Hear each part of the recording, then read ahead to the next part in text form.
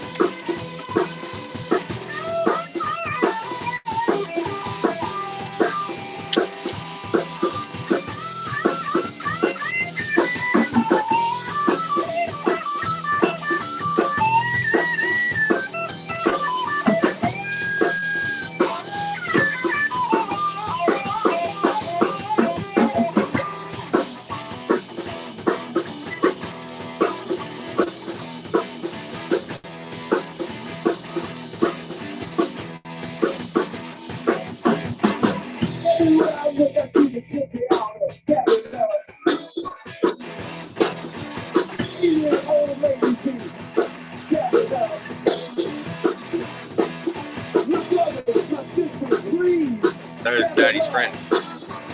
They're in Chicago. They're playing on Daddy's show that he does every month. That's pretty cool, eh?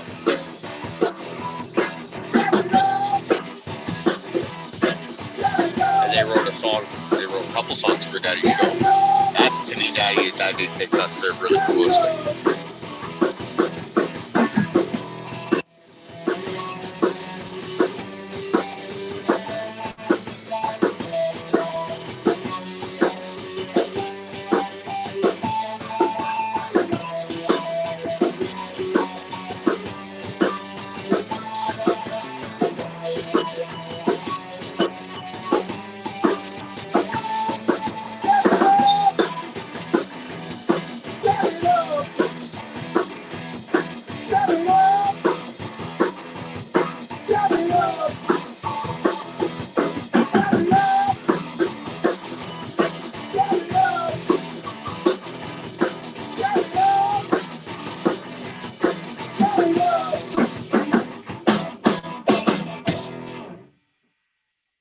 That was called Dab It Up, baby. How about... I hope we weren't on fucking mute for that whole thing. I think you can hear us, right? I don't know. I don't even know if the phone's still on. No, we heard you guys. It was great. Do you need us to keep going? If you want, man, or we can kind of actually, you know what? Now would be a really good time for me to kind of say what I wanted to say. Everyone, I'm not going to be a very big presence on the show. I've got some pressing family concerns. I need some positive thoughts from everybody that's watching and everybody that will watch this going out to Ashley and Adelia. Two very close people to me that have been here every step of the way for me while my life went to hell and then slowly has made its way and gotten better. They're going through some stuff right now and they're stressed out, and we need to send them some love and some positive thoughts because these are two very, very amazing people. And we got to do it our typical Caribou Heart fashion where we stick up and we lift each other up when they need it. So yeah, let's do a dab for Ashley and Adelia, please. I really appreciate that. And you know, shout their names out in the chat, guys. I really appreciate this. This one's just about got me crying right now. So with that, I'm gonna let somebody else talk for a minute, please. Well, we got your back, Caribou. So I love you guys. I love all you guys. ditto, man. Ditto. No, we all here for you, man. We all love you. Stoney, play some fucking music. Yeah, play some music. Yeah. Hit the music, boys.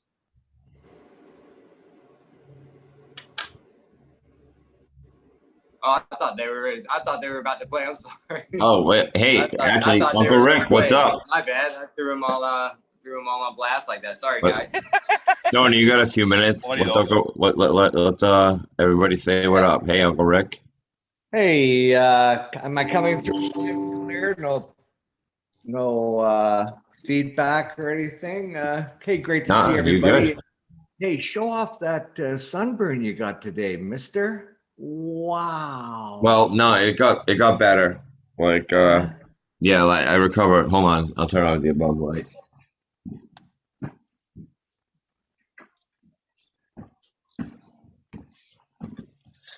Yeah, it was a little rough in the beginning, but yeah, okay. I recovered. I recovered pretty quick. You know, like thank God for the native blood, but friggin', I felt it. I felt it afterwards. Like thank God for I put infused coconut oil on there, and it took the pain right away, man. Like within a few minutes. It hurt to the touch though. Like my skin was on fire, man. It had been like that like forever. I've never felt my skin bubble like that before. Yeah, geez, I look pretty sore. Did you finish the job? Oh God, no! I still got like in a couple weeks there because that's only the back half that I've been on. Like there's a whole front half, and then a huge 2-story side that I got to do. And never mind, like the windows are all old wood framing, which hopefully I won't have to do. I might just tell him to hire a company, or I think he's gonna hire a company because I don't like doing windows that are a pain in the ass. But yeah, I'm just there repairing the siding and painting. So, it's not brunt work or anything like that. It's good getting back into like that. But I think the 4 hottest days we had this week was probably not the smartest time to hang out on the roof painting one of the peaks. It was probably not the smartest thing. There was no shade. Well, good to see everybody tonight. I apologize. I'm going to have to, I've got some friends dropping by, so I'm going to have to check out for a little while. But in the meantime, thank you, Stoney. That was great. I see Johnny working away at trim jail. Good, good. I didn't think Prophet's mom was coming by tonight, Uncle Rick. Yeah. Hey. Oh, it's Friday. Friday, sorry. It is Friday. She better learn at least my girls Waiting know for the her to pop up in schedule. Rick's Square. If I have to explain the schedule to her yet again. Square popping. Oh, shoot. And Crazy Pop Mom, congratulations. Got your medical license now. Look out. We're going to overgrow Ontario now. Oh my God. I almost felt that way when I got my count today. I was like, what? Pardon? What did you say? Did I hear you right? Yeah. So I'll be excited to show things that will be happening like uber duper super fast. Cool. Yeah. So it'll be fun. So yeah, give me a couple of weeks to get my shit together and then I'll start showing shit. Excellent. Is Mr. Rods? Oh, Mr. Rods is in chat. Welcome everybody in chat. There was something, if you don't mind, something that we were discussing. I think it was on the last show, and it had to do with some type of automated watering system. And Mr. Rods, you were saying that your challenges, you've got 1 gallon pots, 3 gallon pots, and they all may take up moisture at different rates. So you can't just use the standard emitter. Well, I found something online, and it's called Blue Mat, BLUMAT. And basically the way it works is in each container, you're going to have an emitter, obviously, and I believe these things are made of ceramic. And I don't have a really good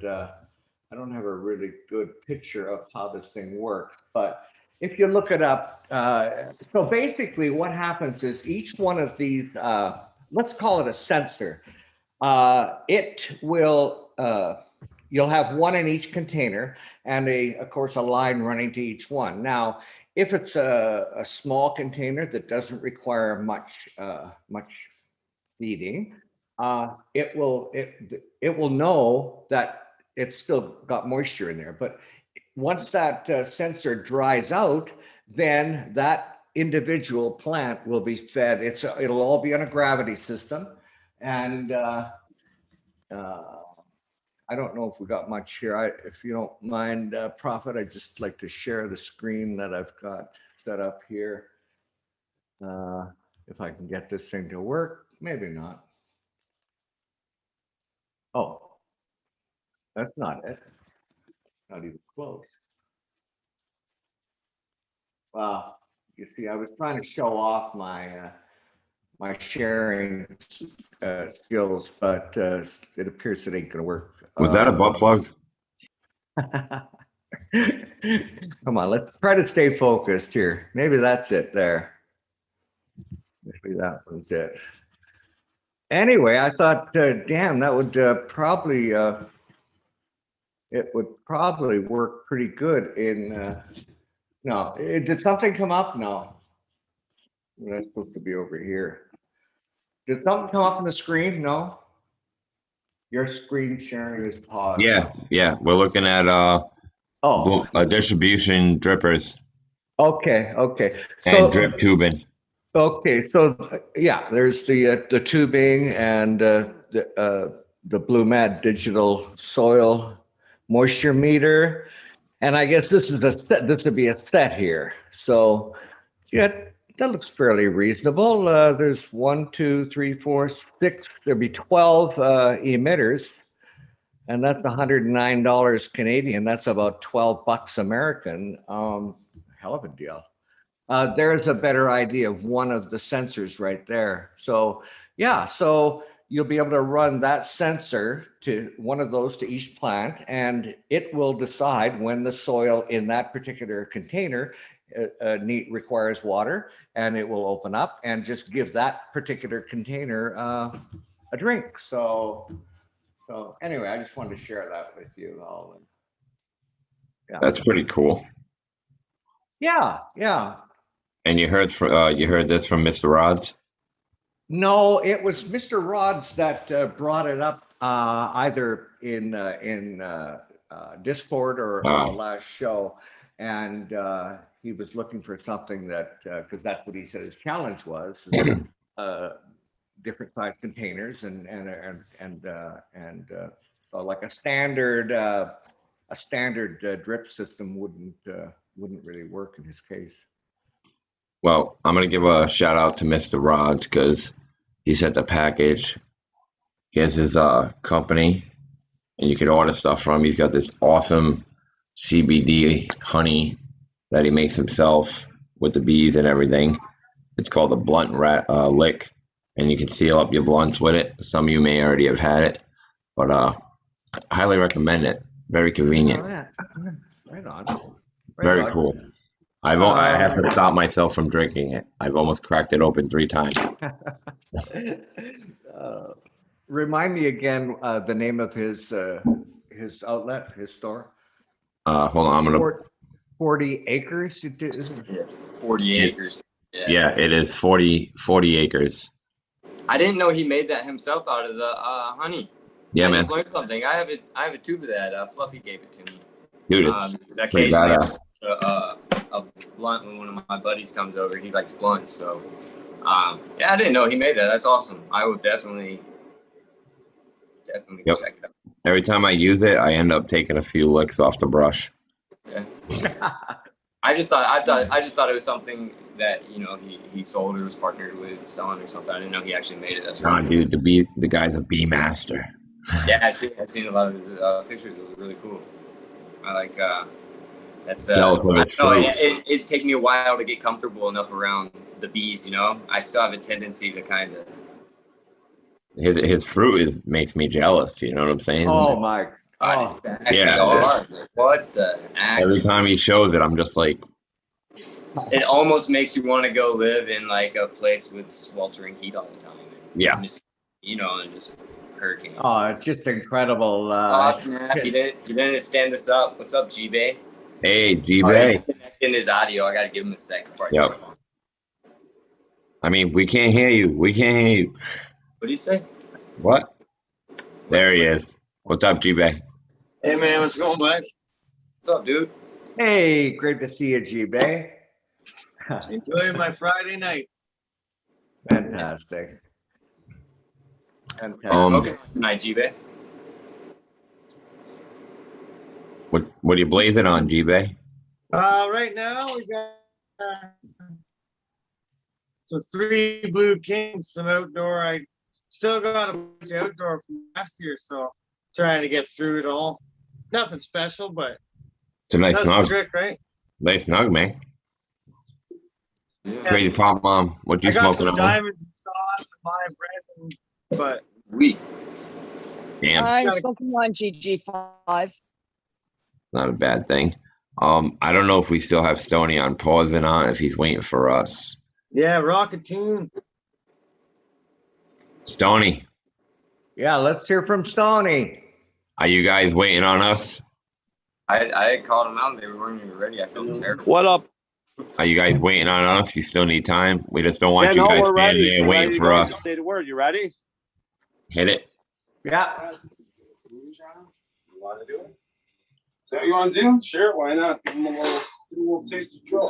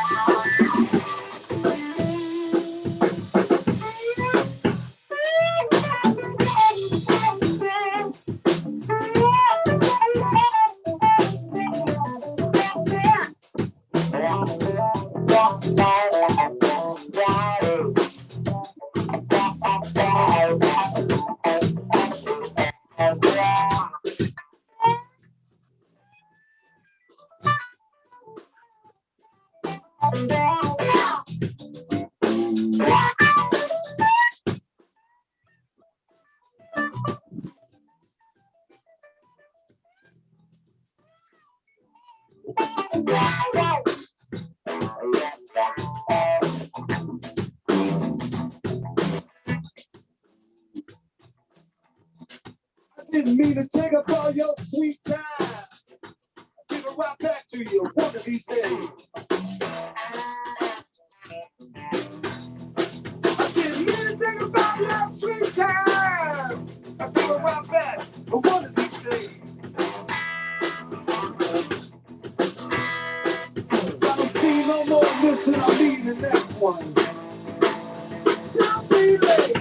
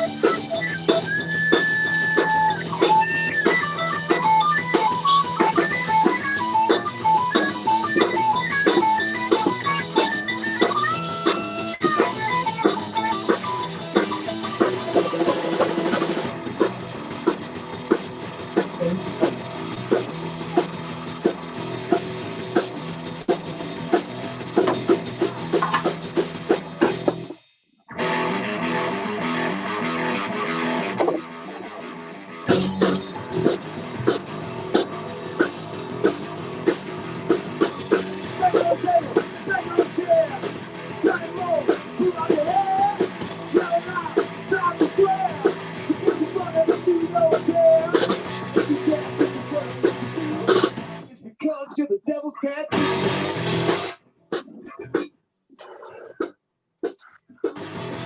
Yellow light, you don't fit in with the crowd. You know that. I won't even twin. You can't get the trouble what you do. Because you're the devil's tattoo.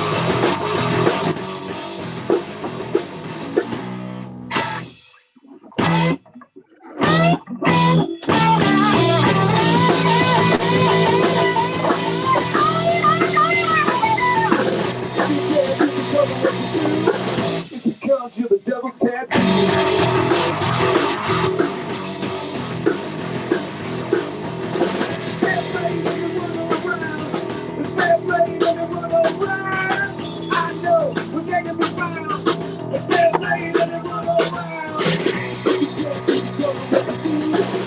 Because you're the devil's tattoo.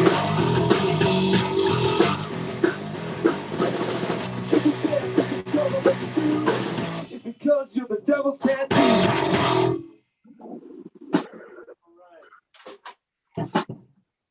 Thank you very much. Fucking killed it, man. That was awesome.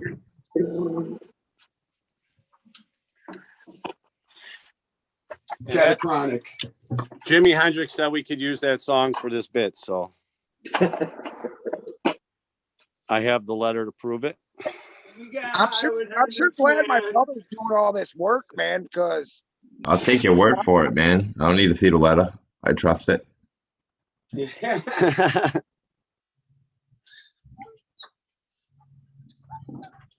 We'll work on some Skinner for you next time, Prophet. That was really bad. Either that or how about some Prince? Can you do Prince? Prince? Maybe. One That would time, be man, awesome. one time we were playing in this fucking somewhere in Germany at some huge fucking rock festival, and we were the last band to play, and it was a lot of kids, like 4,000 kids, and we were out of stuff to play, and our drummer goes, "Play Sweet Home Alabama," and I'm like, "Are you fucking kidding me, man?" And we did, and these kids, they knew every word, and I was shocked because we were in the middle of fucking nowhere in some weird country, you know, and they loved Skinner. I'm surprised in Germany they didn't tell you to I was shocked. play some Hasselhoff, you know? Play some Hasselhoff. You're in Germany, man. Yeah, Hasselhoff is the king.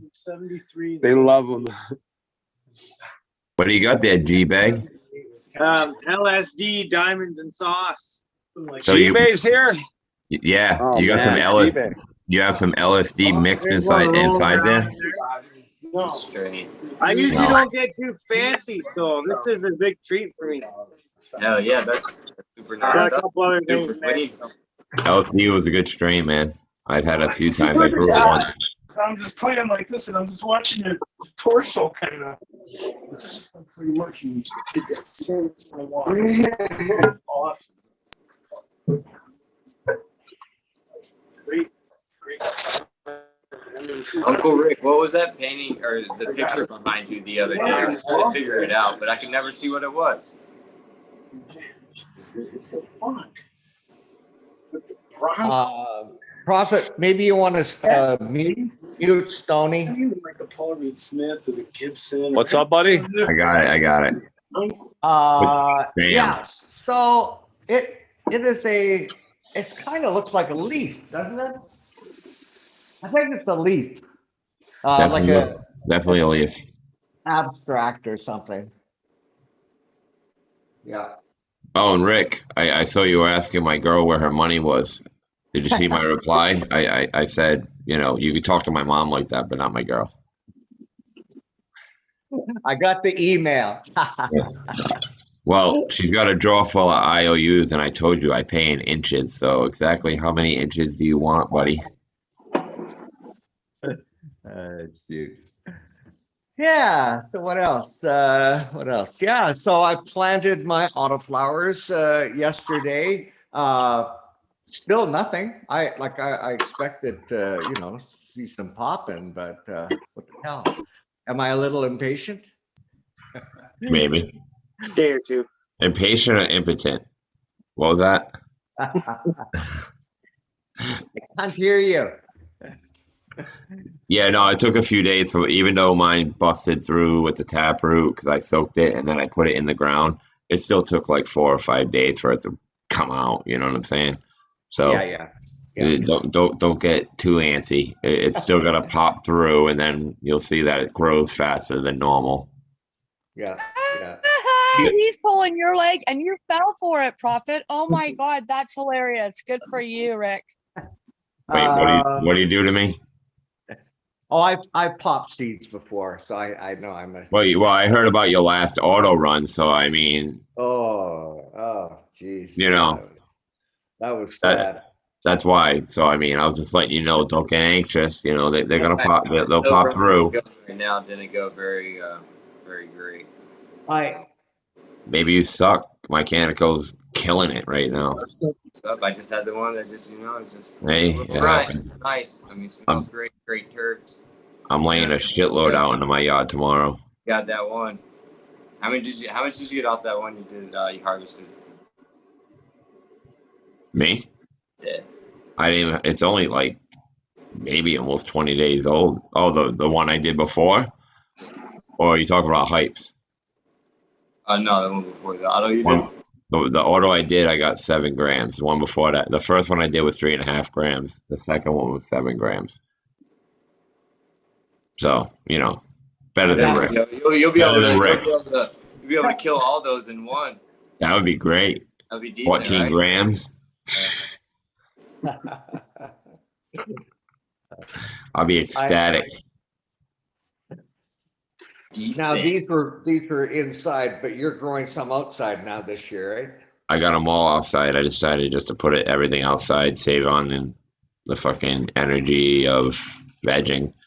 I only had 2 plants in there anyway. They're going in the flower. Everything else is pretty small. I could just plop into the ground, let them do their thing. Cool. And then run everybody's autos that they gave me. So just to see how they do, and have them out there. I mean, shit, they're only autos. They're not going to grow higher than my 5-foot fence. So as long as they don't do that, I don't have an issue. Oh, yeah. My neighbors complain, I'll give them an ounce. And that'd be a nice problem to have if it grew over the fence. No, with an auto, yeah. I know that wedding cake's going to be an issue, the one my dog stepped on, because it's already like up to my knee. I'm like, I'm going to have to tie you down. Wow. I'm excited. This is my first outdoor grow that I'm actually going to be able to physically do and work on every day rather than like going to it every 3 weeks maybe because I got it in somebody else's yard, like nowhere near me, Right. Yeah. Yeah, I've grown some pretty big, allegedly. Story. Yeah, 1 year I had 60 on my property, and they were all minimum 5 feet. Yeah, it was beautiful. Yeah, I had one in a garbage can, and it had to be like about 12 feet, and it was probably 10 feet in diameter. Fucking Rick, I had one in a garbage can. Like, fuck a pot. I'm going for a garbage can, probably a 55-gallon one, right? Yeah, it was a biggie. Yeah. We should plant one in one of those reservoirs, those 55-gallon reservoir buckets. We'll just plant one in there and see what happens. So I'm working hard at my irrigation system. Stumbles and setbacks, but it's getting there.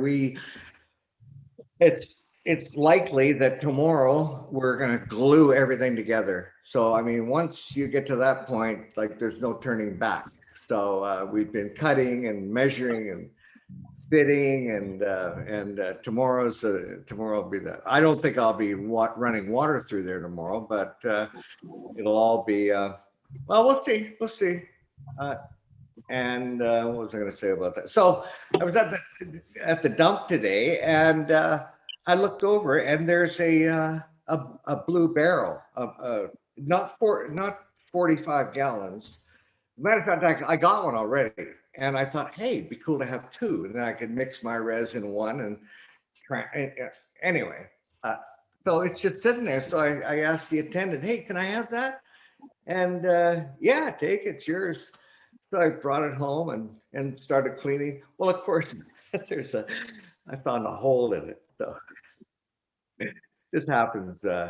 Okay, just while I have the floor, please. Yo, get some Flex Seal. Get that Flex Seal paste. Go right over it. Boom. It won't leak. Absolutely. Yeah.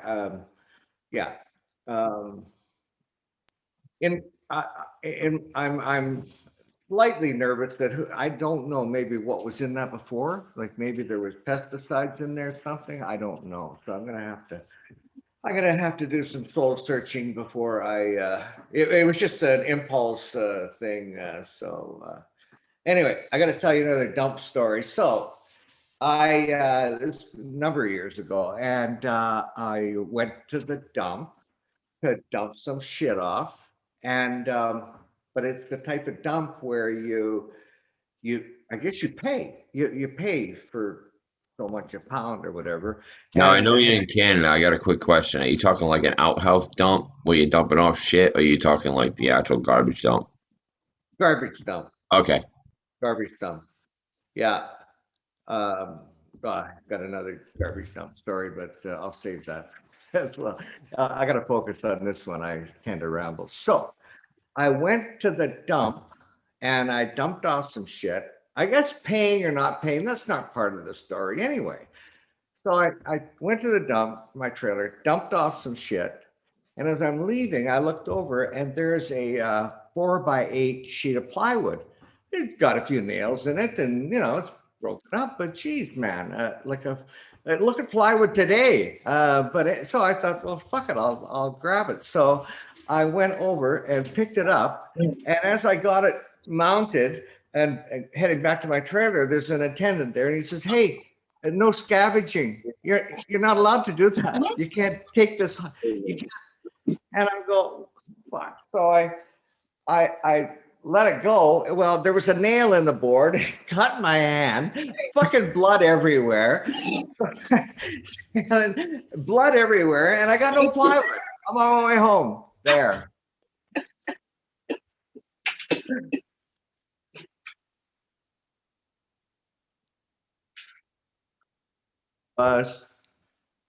Now Stony, have you still got him on mute? What's going on with Stony? Yeah, on me. There you go. I'm here. Right on. Are you taking a break? Are we going to hear from you again? Yeah, no, actually we have to stop. I got to get home. I have my kids with me. Right on. And we're slated to do the Michigan Bros show tomorrow morning, the Wake and Bake. Ah. Right on. We'll see you there. Yeah. What time is that at? It's 8:00 Central Time, 9:00 Eastern, and what would that be? 6 o'clock Western Time. I have to get up at 6 a.m. and get my kids up and come over here and bribe them with a pool and waffles. Right on, buddy. Right on. Thanks for coming to jamming, man. That's fucking yeah. No, we have a lot of y'all on the spot. I wasn't paying attention. No. Hey, I heard it all. It was great. Really appreciate it, man. Really appreciate it. Oh, thanks, guys. I appreciate you guys doing the show and everything, man, and giving us an opportunity to play. It's a lot of fun. Yeah. So. Yeah. Right on. All right, guys. Now get the fuck out of here. Later, Stone. My kids' ears are steeped in Rick. Thanks. Jeez, Rick. All right. I'll see you guys. I'll be watching though. Take care. Oh, fucking buddy, never leave. Love you, buddy. Love you guys. Take care. We got the chat screaming for a dab frog. We don't have anything to dab to, but unfortunately we should have did this while Stoney was playing. So if nobody's dabbing, feel free to jump in and start talking.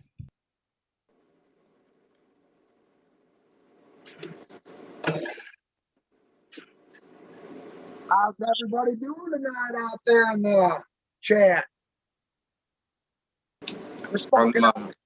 We're smoking on some Willie Nelson OG. It's pretty fucking. It's got me baked, man. The name kind of gives that away, I think, doesn't it? Yeah, I didn't think it was. I thought, when I read the name, I'm thinking, oh yeah, this is. I'm not gonna like it, but I haven't touched the scissors since I lit it up, and I probably won't, to be honest. Good thing my brother's not gonna get mad. Everyone on the screen. Do you know the lineage of that OG? Is that just like a pheno of the original OG, or? He told me it was Willie Nelson OG. That's all he had told me. Sounds good. It's pretty tasty, man. I'll show you some of the buds.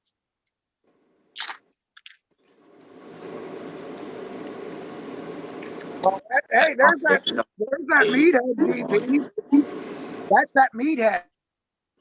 Oh, nice. Nice. I got some of that right.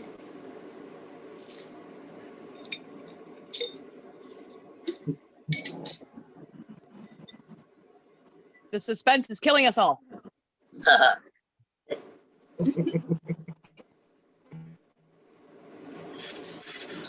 This is my smallest jar. I don't know. I'm gonna go grab the other one. Oh yeah. Very nice. Sexy looking buds there, guys. That's awful. Oh, I just seen your screen, Dave. What's up? Is it awful or awfully great? It just caught me off guard. I didn't know you were here yet. I wasn't expecting to. Dave is here now. He is. Good to see you, Dave. Good to see you, buddy. Hey, Rick, how the hell are you, man? Well, I'm great. Better now, man. Better now.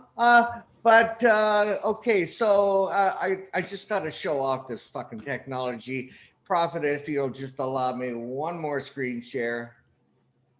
I'm going to get better at this. With age comes more screen shares allowed. Thank you. Nothing yet. We're all just Nothing happy yet. when he does it because it's super neat to Oh, watch. we got something going on. Willie Nelson. Okay.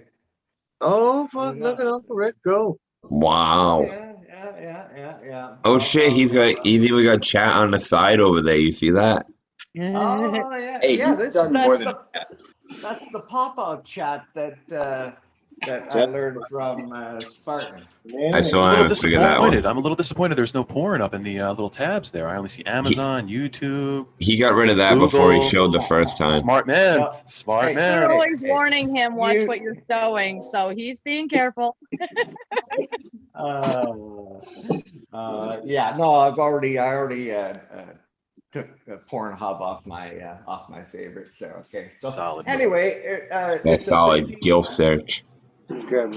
sativa, 10 to 14 weeks, blah blah blah, and there's Dry mouth. Side effect. Love it. Paranoid. so. Anyways, you don't have Good to know, to, man. Good to you know. don't have to say thanks for sharing. Oh, that was a great man.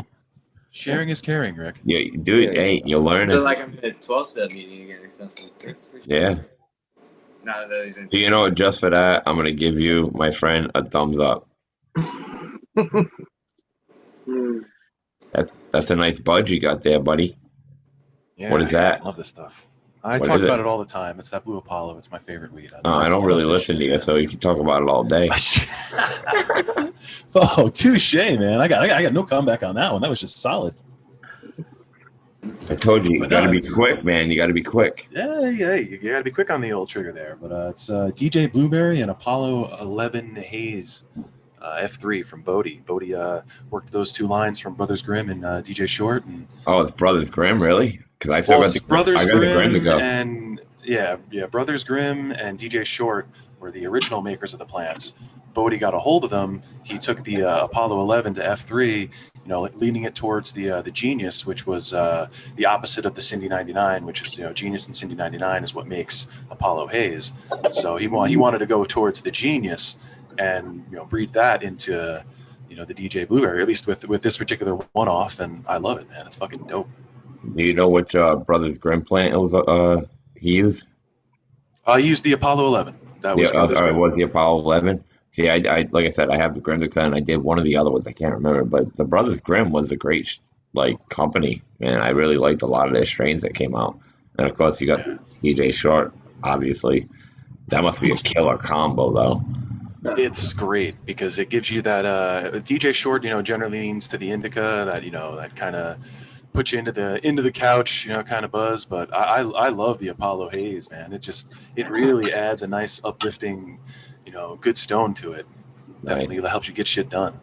It's pump you up weed, let's go fucking take on the day and kick some ass. That's my kind of weed and get shit done. That would be amazing. Yeah, you can. If you're not smoking the Grimdica all day, maybe you can. Maybe. Maybe.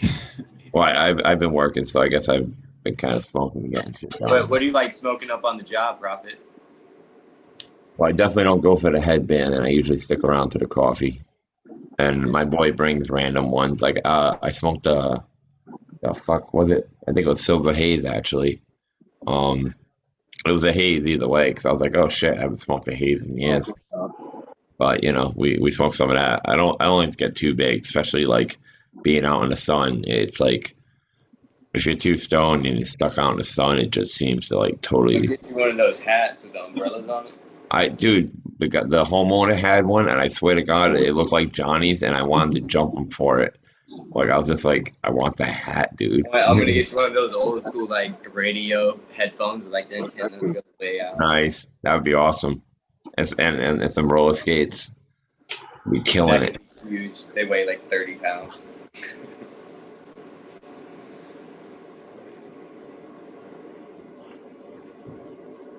I love it. Let's fill it up with some smoking. Yeah. Yeah, it's about your background there, Dave. Like, do we have to look at that all night? I don't mind. I'm just curious. How do you know 22 people have only been there? And how do you know only 22?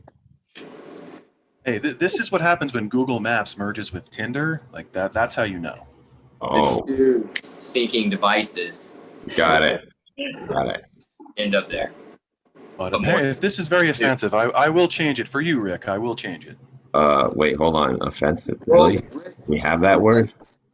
I'll change it to something maybe slightly less offensive. How about the cat deep throating the doorknob? That's great. That's fantastic. Always a classic. I don't find it offensive. I find it amazing. I need some pussy that can do that. I just find it distracting. That's all. I'm trying to have it. You don't find it offensive. You just...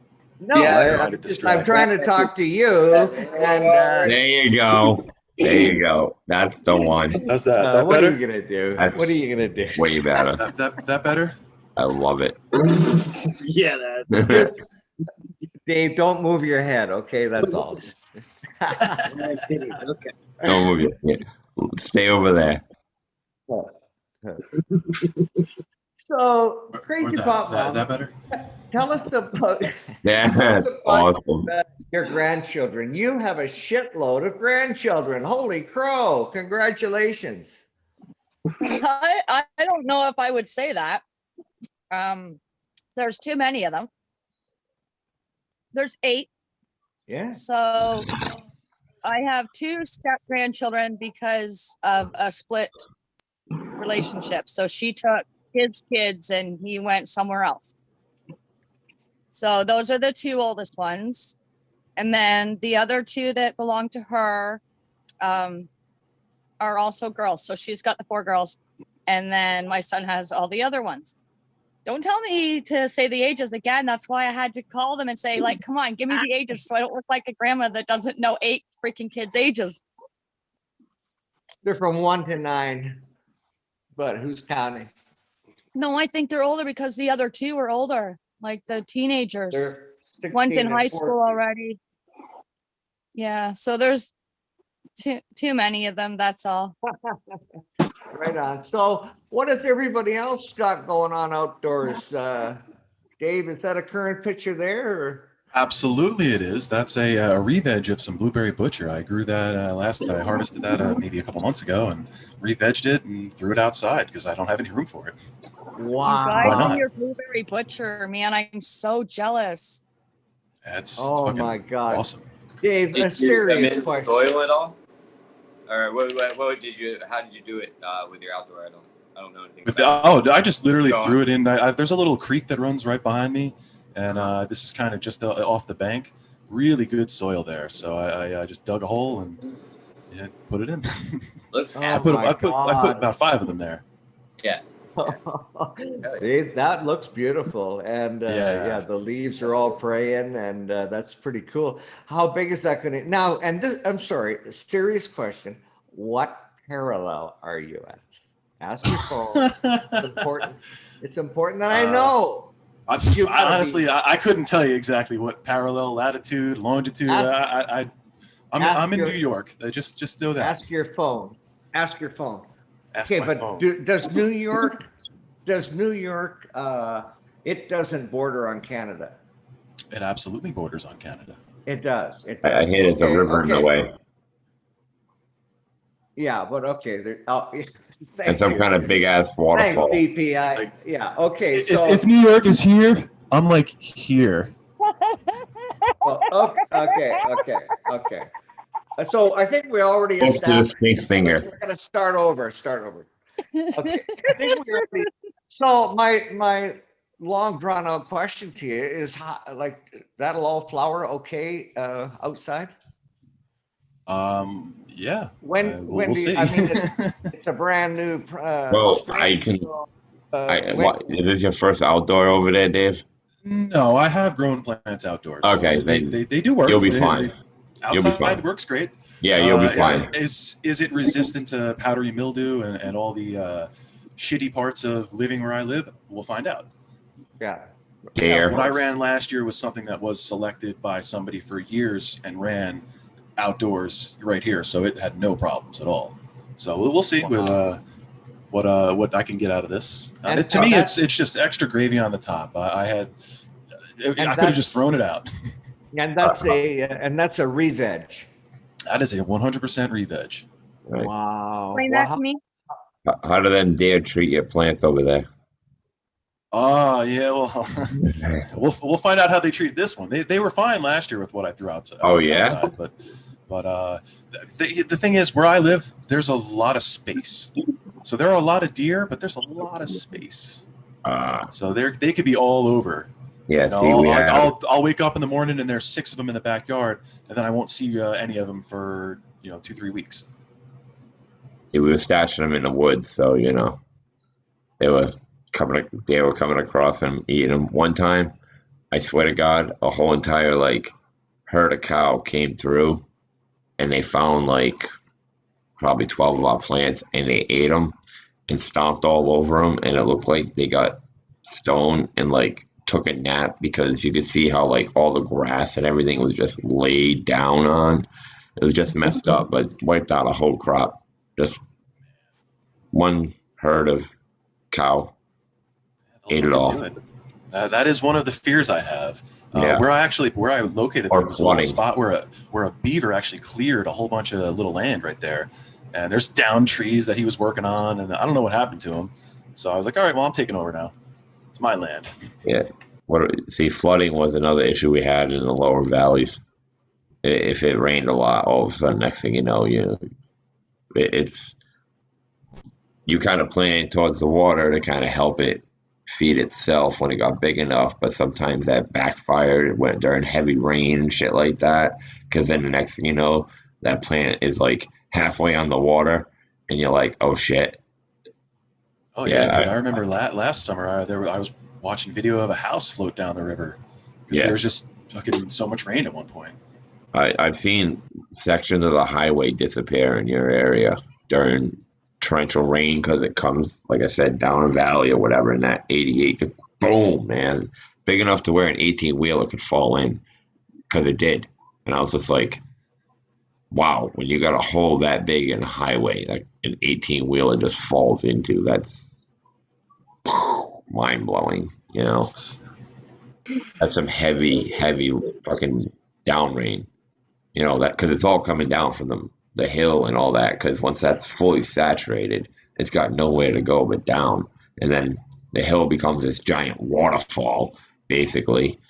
Yeah, no, I remember. I know the areas of upstate that just suck to grow in. It's cool you can grow there, but there's a lot of bullshit to deal with. Hey, man. Hey, what are you working on there, Johnny?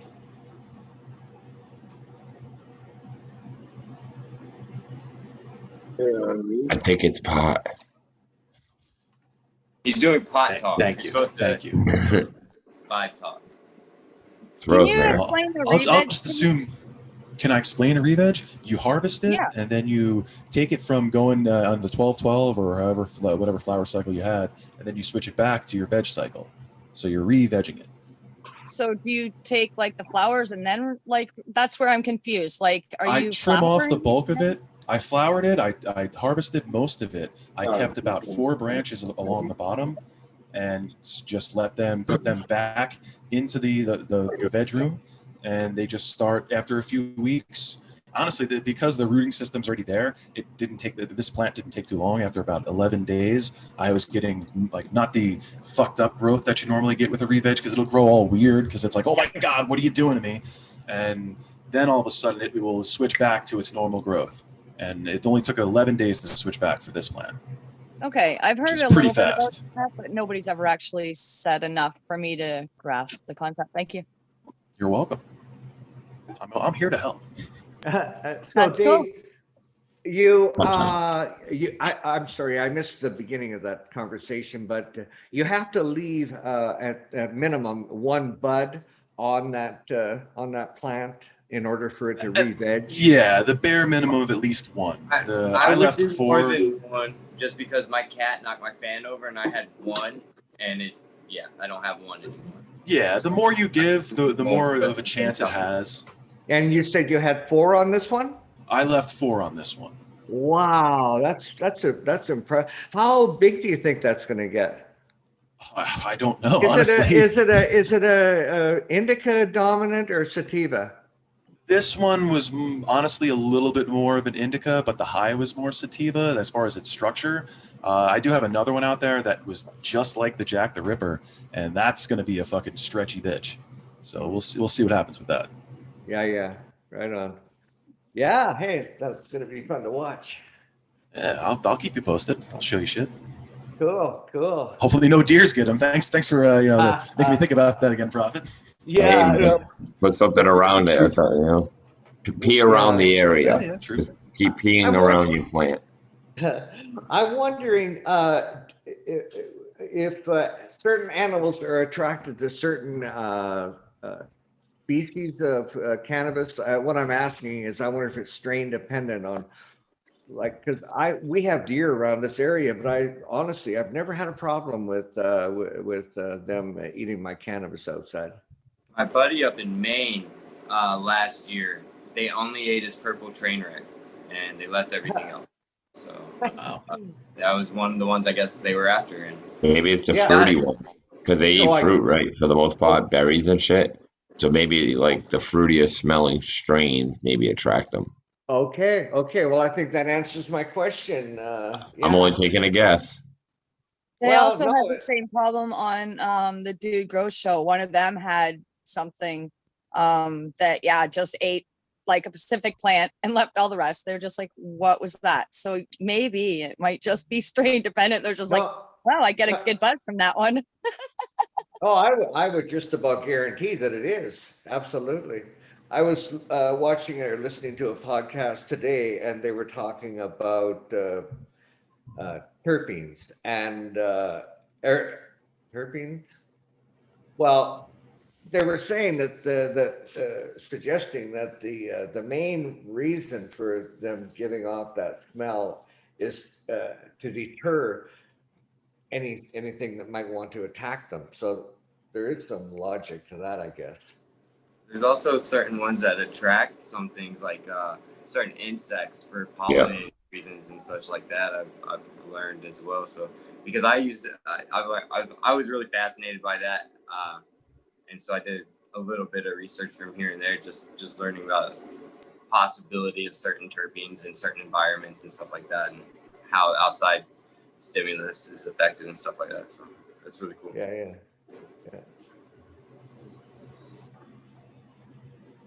I asked a vague question in chat on the Dude Grows shows, and it had to do with big bud versus small bud. Like, yeah, I always think of a friend of mine who'd say, "Yeah, I don't get it. You know, you take that big bud, and the first thing you do is you put it in a grinder. So what's the difference?" But I think it was Spartan that hey Spartan, that the bigger buds are the ones that are closer to the light, and so they in itself have there's more terpenes in there, and so the smaller bud isn't going to have the same taste and flavor. So yeah, makes sense. No, it's 100% right. You know, the closer you are, it's basically it's protecting itself from UV and insects. Like that's what the whole glands are. You know, that's what their function is. We just happen to get stoned if we burn it up. Yeah. So it's pretty sweet.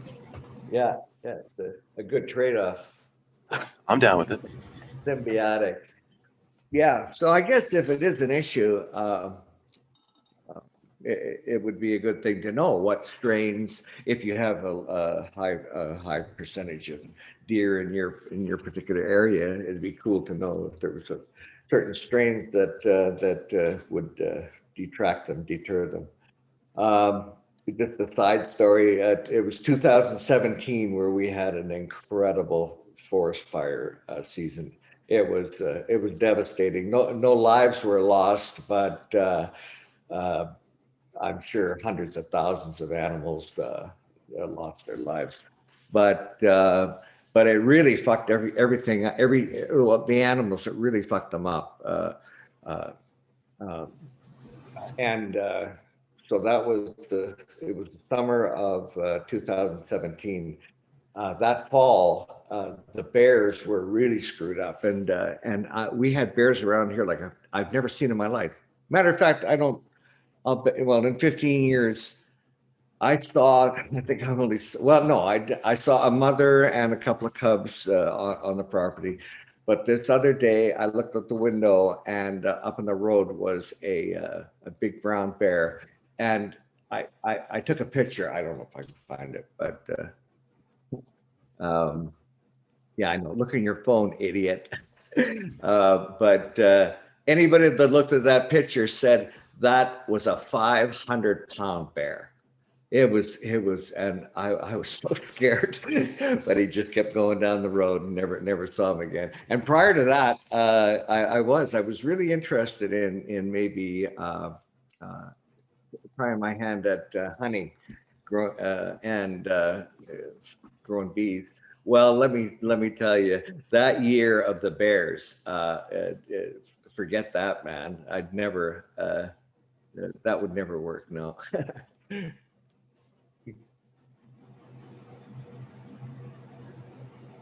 Speaking of lights and stuff like that, I believe it was Ross Suggest podcast on, I think it was a new one, and he was talking about like high heat and how that might cause airy buds. Has anybody had that issue? With maybe it definitely does. Because I've had issue with I've had high heat within the last couple of weeks, and I harvested within the last couple of weeks, and I did notice kind of more airiness compared to what I harvested a week or two ago. So was it consistently throughout like the life of the grow, or just for like a week? Yeah, the last couple of weeks, the last 2 weeks, especially from like when I harvested. That's when it started getting hot, and then when I just took these down, I don't know, a week and a half ago or something like that. But they were hot for a while, for a couple of weeks. Yeah. I mean, if it's right at the end there for a couple of weeks, it's tough because that's like the time when she really will bulk up too. So I got it under control-ish now, so it's better. It's better now. So yeah, got a super silver haze cross finishing up. So that one's still pretty tight. So keep it right and tight. Nice. What's crazy Pop Mom showing off over there? Or am I talking to another muted person? Yeah, you should hear me screaming and cussing at my phone right now. I thought I had it off mute. So yes, this is my solo cup challenge one. Once it wasn't going to be ready, and you guys finished the challenge, I decided that I was going to just put it in this pot right here and let it go. So yeah, it's super neat. It's super frosty. It's coming down today. Very nice. You did a great job. I'm really excited about it. Yeah, thanks. What's it smell like? A little description on the nose. I don't know. Hold on a minute. Can you smell? Smart ass. I love it. Yeah, it's kind of like a tangy gas or something. Okay. Like citrusy tangy? Yeah, but in a gas form. It's freaking weird. I don't even know how to explain that. Hey, fruit and gas. But it's amnesia skunk, so that would explain things, right? Well, I missed that. What about skunk? It's amnesia skunk. Amnesia skunk. Okay, yeah. Amnesia can have a lot of that citrus. Yeah, so I'm excited about that. So yeah, it's coming down tonight, which is why I'm down here now. I'm like, oh shoot, I was supposed to do that last night. My sister's like, send me pictures. I'm like, I'm not doing it tonight. Leave me alone. Yeah, so very exciting for me. Harvest time is the best time. I mean, I've been doing so this wonderful. for a while. For the 4 plants. Now I'm allowed to do everything that I feel like I'm like, what? But I mean, yeah, because I like to experiment and I like to do things really super fast. So I'm like, oh, you have a root on you? Let's go to flower. So I have things that I've done like that. So I've had like multiple grows, like 16 or 17 in the last couple of years, because I like to fuck around and see how fast I can grow something or how weird it's going to be if you're like throwing it right. You guys got to see the stuff that I want to show you next couple of weeks. So, but yeah, it'll be fun. Awesome. Because I got one that's so weird. It's kind of like the freak show, but it's not. It's just because I was like, oh, you have a root on you? You should go into the flower room. I wonder what you would do. And now she's just the weirdest freaking thing ever. She looks like rhubarb is what everybody keeps telling me. Oh, and wow. yes, I know that's the deficiency, but I don't care. It's the funniest thing you've ever seen. Looks like rhubarb. Sorry. No worries. I will post that before we have the show where I show it. So everybody can try and be there for the rhubarb showing. Awesome. Cheers, Smash. What's up, Smash? What's going on, guys? Dealing with some family shit, so I figured I'd come hang out. Fucking yeah, bullshit, dude. Last night my mom had to leave at like 2 a.m, and she thought she had to go identify her brother. Come to find out, we think he had a heart attack. They have him on like ice right now. Fucking, and the crazy thing is, like, it sucks because he was a drinker his whole life. He's probably about 60. He just got sober for the first time ever in his life. And now now we don't even know what's going on. But I don't want to bring the mood down. I just wanted to come hang out. I'm just dealing with some shit. I just wanted to puff up with some people. So cheers, everyone. Cheers, man. Sorry to hear that. Yes, man. Yeah, sorry. Just seems to be going around, man. You know, I mentioned my small family. Well, not small, but my family issues earlier. Caribou's got some shit going on. Yeah, Shit's going around. But, I mean, we all seem to want to hang out and just not think about it. Chill out. Yeah, forget about that shit for a while. Just don't fucking laugh, and we'll deal with that shit in the real world tomorrow. You know, it just sucks, like, I guess, being in, like, the drug addict trade or, like, being a drug addict. Like, I've had to go to so many funerals that it's making me feel uncomfortable now. So that's the only thing I'm fucking dreading right now. I mean, you still go and stuff? Like, for a while, I stopped, you know, and it was hard, and that ate me up even harder, like later on, not going, you know what I mean? But I was just in a spot in my life where I didn't really feel like it was appropriate for me to show up, you know what I mean? Type stuff. Yeah. But Same here. That's one thing I'm able to do now is show up and be there for people, even though I don't want to, you know. Even though it's hard to do that for myself sometimes, you know, it makes it a little bit easier when I'm able to be there with somebody else that's grieving and stuff, you know what I mean? So yeah, you took care of your mental health, and that's now able to help you take care of other people and their issues with their funerals or whatever.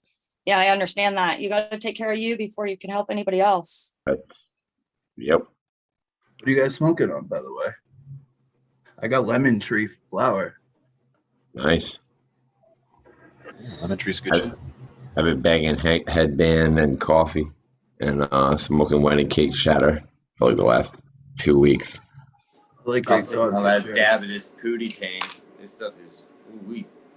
In G-Bay, we're going to have him come off mute because it gets a little hard to read. I'm still smoking GG5. Okay, there it is.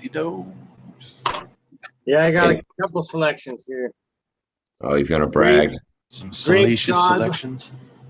Grape God Live Resin, Do-Si-Do Diamonds and Sauce, and the LSD Diamonds and Sauce, too. Yeah, that sounded delicious.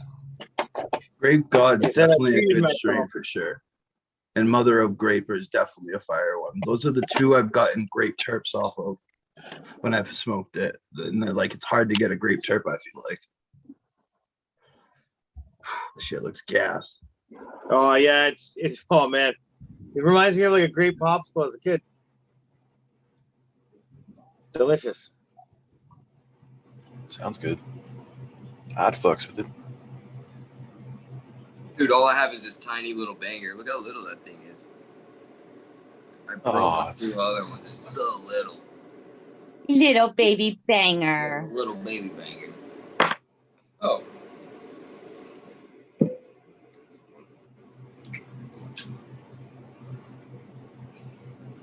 A Pootie Tang. Ooh-wee. What's up, Whoa. Shit, I heard someone was just saying they had deficiencies going on in my fucking garden. I just ran into the first deficiencies I've ever ran into. It's like changing up everything at once was not a good idea. It's literally, it's like I had to relearn growing over with a new light, like trying to use all the old pots, which were only 3 gallons, trying to get plants way bigger than I want. Like they wanted to get in a 3 gallon. So fucking, I just ran into, it's a CalMag issue for sure.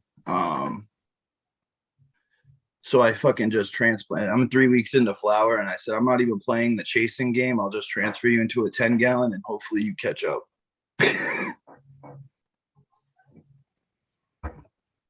Is that what it was, root bound? It was root bound like a motherfucker. It Like, definitely was out of food. Anything like SLF, you know, like that. What is it, SLF 100, 1000, whatever it is. Do you use any type of stuff like that for your roots, or like what are you doing? You said you switched up everything.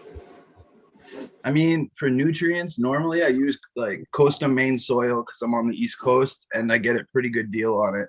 I pay just as much as people are paying for Fox Farm. You know what I mean? And I heard that stuff's great. Yeah. Yeah. BioLive, fishbone meal. What else? Barley. I love barley now. Barley's literally one of my favorite things to top dress with. Are you like cooking it beforehand? Are you doing like just a super soil mix or what? Yeah, just a super soil. Like I've always had luck with it. And like I've always kept things really small. And I've never ran into a deficiency before because they were just happy their whole life. They didn't get root bound, you know. And now these, like the plants I'm trying to grow is completely different. I'm trying to grow monsters, you know what I mean? Indoors. So they're like, now I'm running into like, I was trying to use like a 3.5 gallon bucket. And I was like, this should be definitely big enough. I put her into flower and I was like, I made sure I put extra food in the bottom of the pot and like a little bit of fishbone meal and some BioLive and everything. I was like, this should last. Put her into flower, and then all of a sudden 3 weeks later she's showing deficiencies. And I'm like, oh shit. Yeah. Do you like brew teas or anything?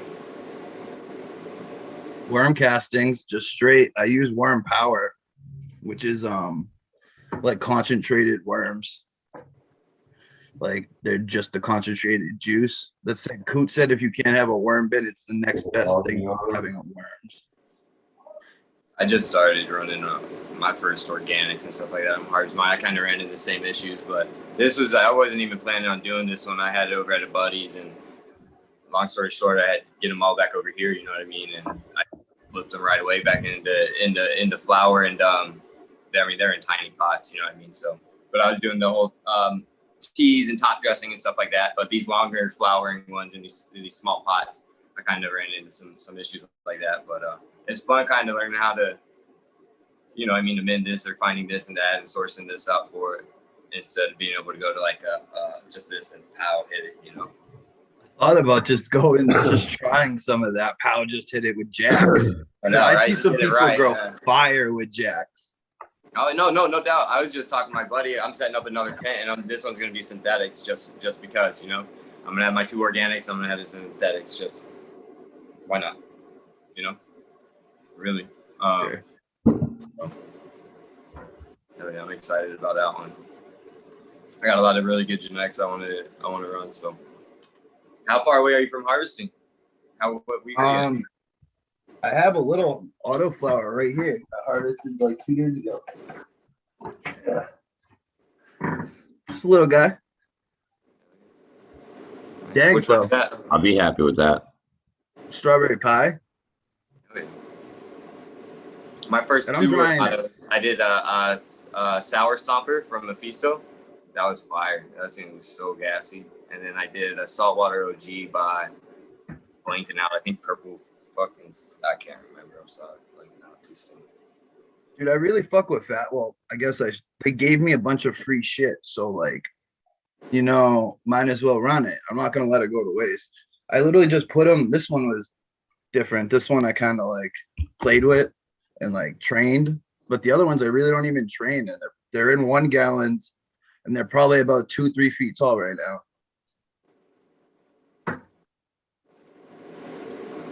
When I did the autos, I did the low stress training with them, and then I had this one going, but I amended my soil wrong. That's what I'm believing is going to be the cause. So I popped a few more. I got 4 more autos going right now, and I'll low stress train 2 of them and let 2 of them ride. I've never let 2 of them ride naturally, so just want to see what they look like, how they perform, like, opposed to the low stress ones. I've been growing autos for like 3 years now, 2 years now, 2.5 years. And I've really figured out, like, I don't even like touching them anymore to train them. I feel it sets them back even like a little bit of training. On the bottom, like, do you pull the bottom branches out at all, or you just let it fucking ride? All my autos do it themselves. They all come up. That's what I noticed this one did. The one that's super stunted, even the very lower. So I didn't take off shit, but the very last ones, I was just like, I'm gonna let it do what it wants to do, right? And these bottom ones, at the end of flower, they're really starting to come up. You know, I was surprised.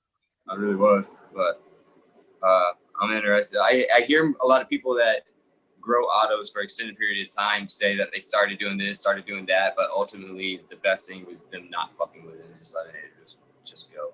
That's when they consistently get the best shit. Yeah, there's a couple on Instagram that I used to have, and they did some fire autos. They worked with Night Owl, Mephisto, and stuff.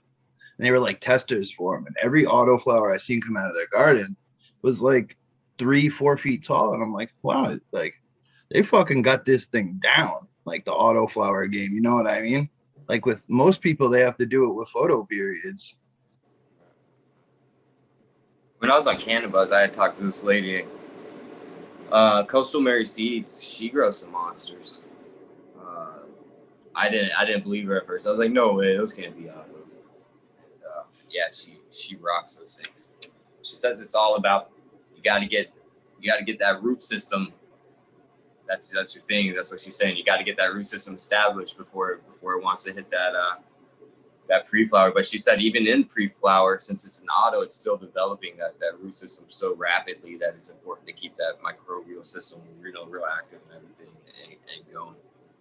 But that was my thing, was not knowing when to stop using microbes with an auto. Like, when is it kind of too late, type thing. But they don't eat a lot. I've realized, like, I feel like if I get a nice amended soil, I could get an auto through without really feeding. I'll give it top dress of some barley and maybe a mist of some fish bone meal for nitrogen. That's about it.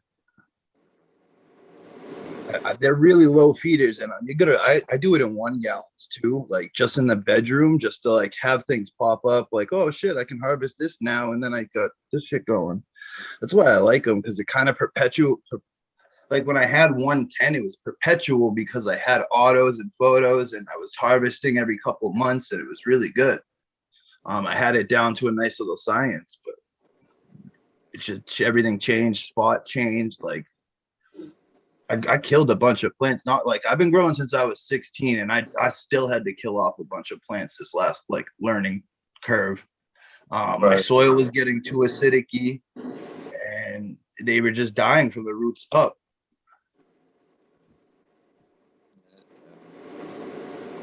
It's water it, man.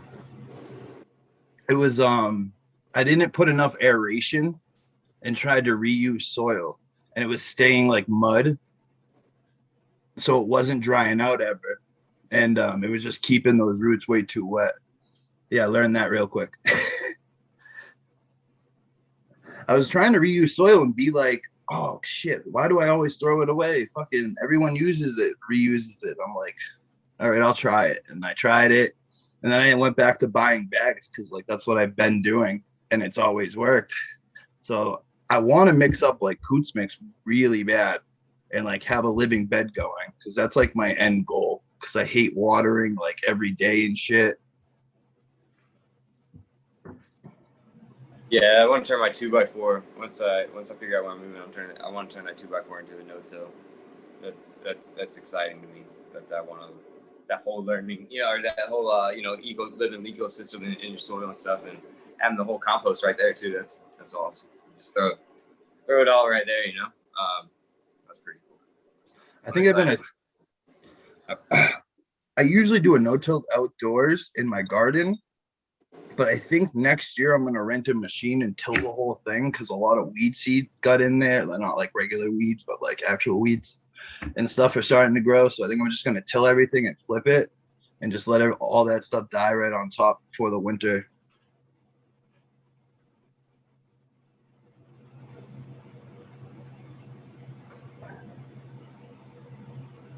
Shit, I gotta pay attention to this.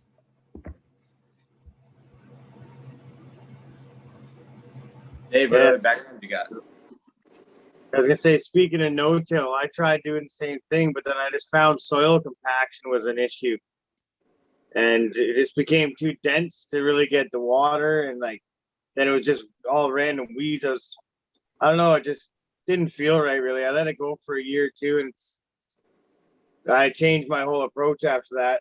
And then I just made a bunch of little raised beds, and then I don't really need to till it too much. I've only been in it a year or two now, but it was pretty soft when I went out this year. But I can hear him. I can't see on the screen who was saying that earlier, but yeah, the no-till sometimes, you get soil compaction, and then it's hard to water in.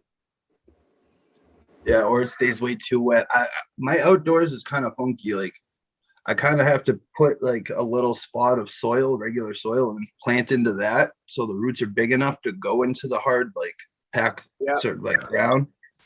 It seems to work really well, because once they're in my system, in my yard, I don't have to water really. The water just sucks up from my yard, because I have like it's like not a pond, but it like every time it rains, I got like high and low spots in my yard. So it like my garden's obviously higher than everything, because it's just years and years of stuff. So it kind of just absorbs all the water, and I really never have to water. I love it. Right. Yeah, most of my plants are in little raised beds, but there is one that's in just right into the soil. And just like you said, I dug a couple foot hole. That's where I planted, but I'm sure the roots travel right into that hard stuff for sure. Yeah, I feel like last year I had a big male outside, and I was doing some breeding for myself and stuff. And I was like, I didn't think he was going to get through like so much of this soil. And I started to pull it out and it just stretched across almost my whole yard and down a couple. Shit, man. I was surprised. Those roots can go through fabrics and stuff. You know what I mean? Like they're pretty fucking resilient for being a little breakable things, you know, fuck up on a seedling or a sprout or something and you're over. Look at the size of the plant at the end of the cycle, if you let it get big enough. All right, welcome back, Uncle Rick. Hey, take care of a few little things and back in the saddle. Sorry I missed. I've got a very short list today, so if you'll allow me. Hey, Smash, good to see you, buddy.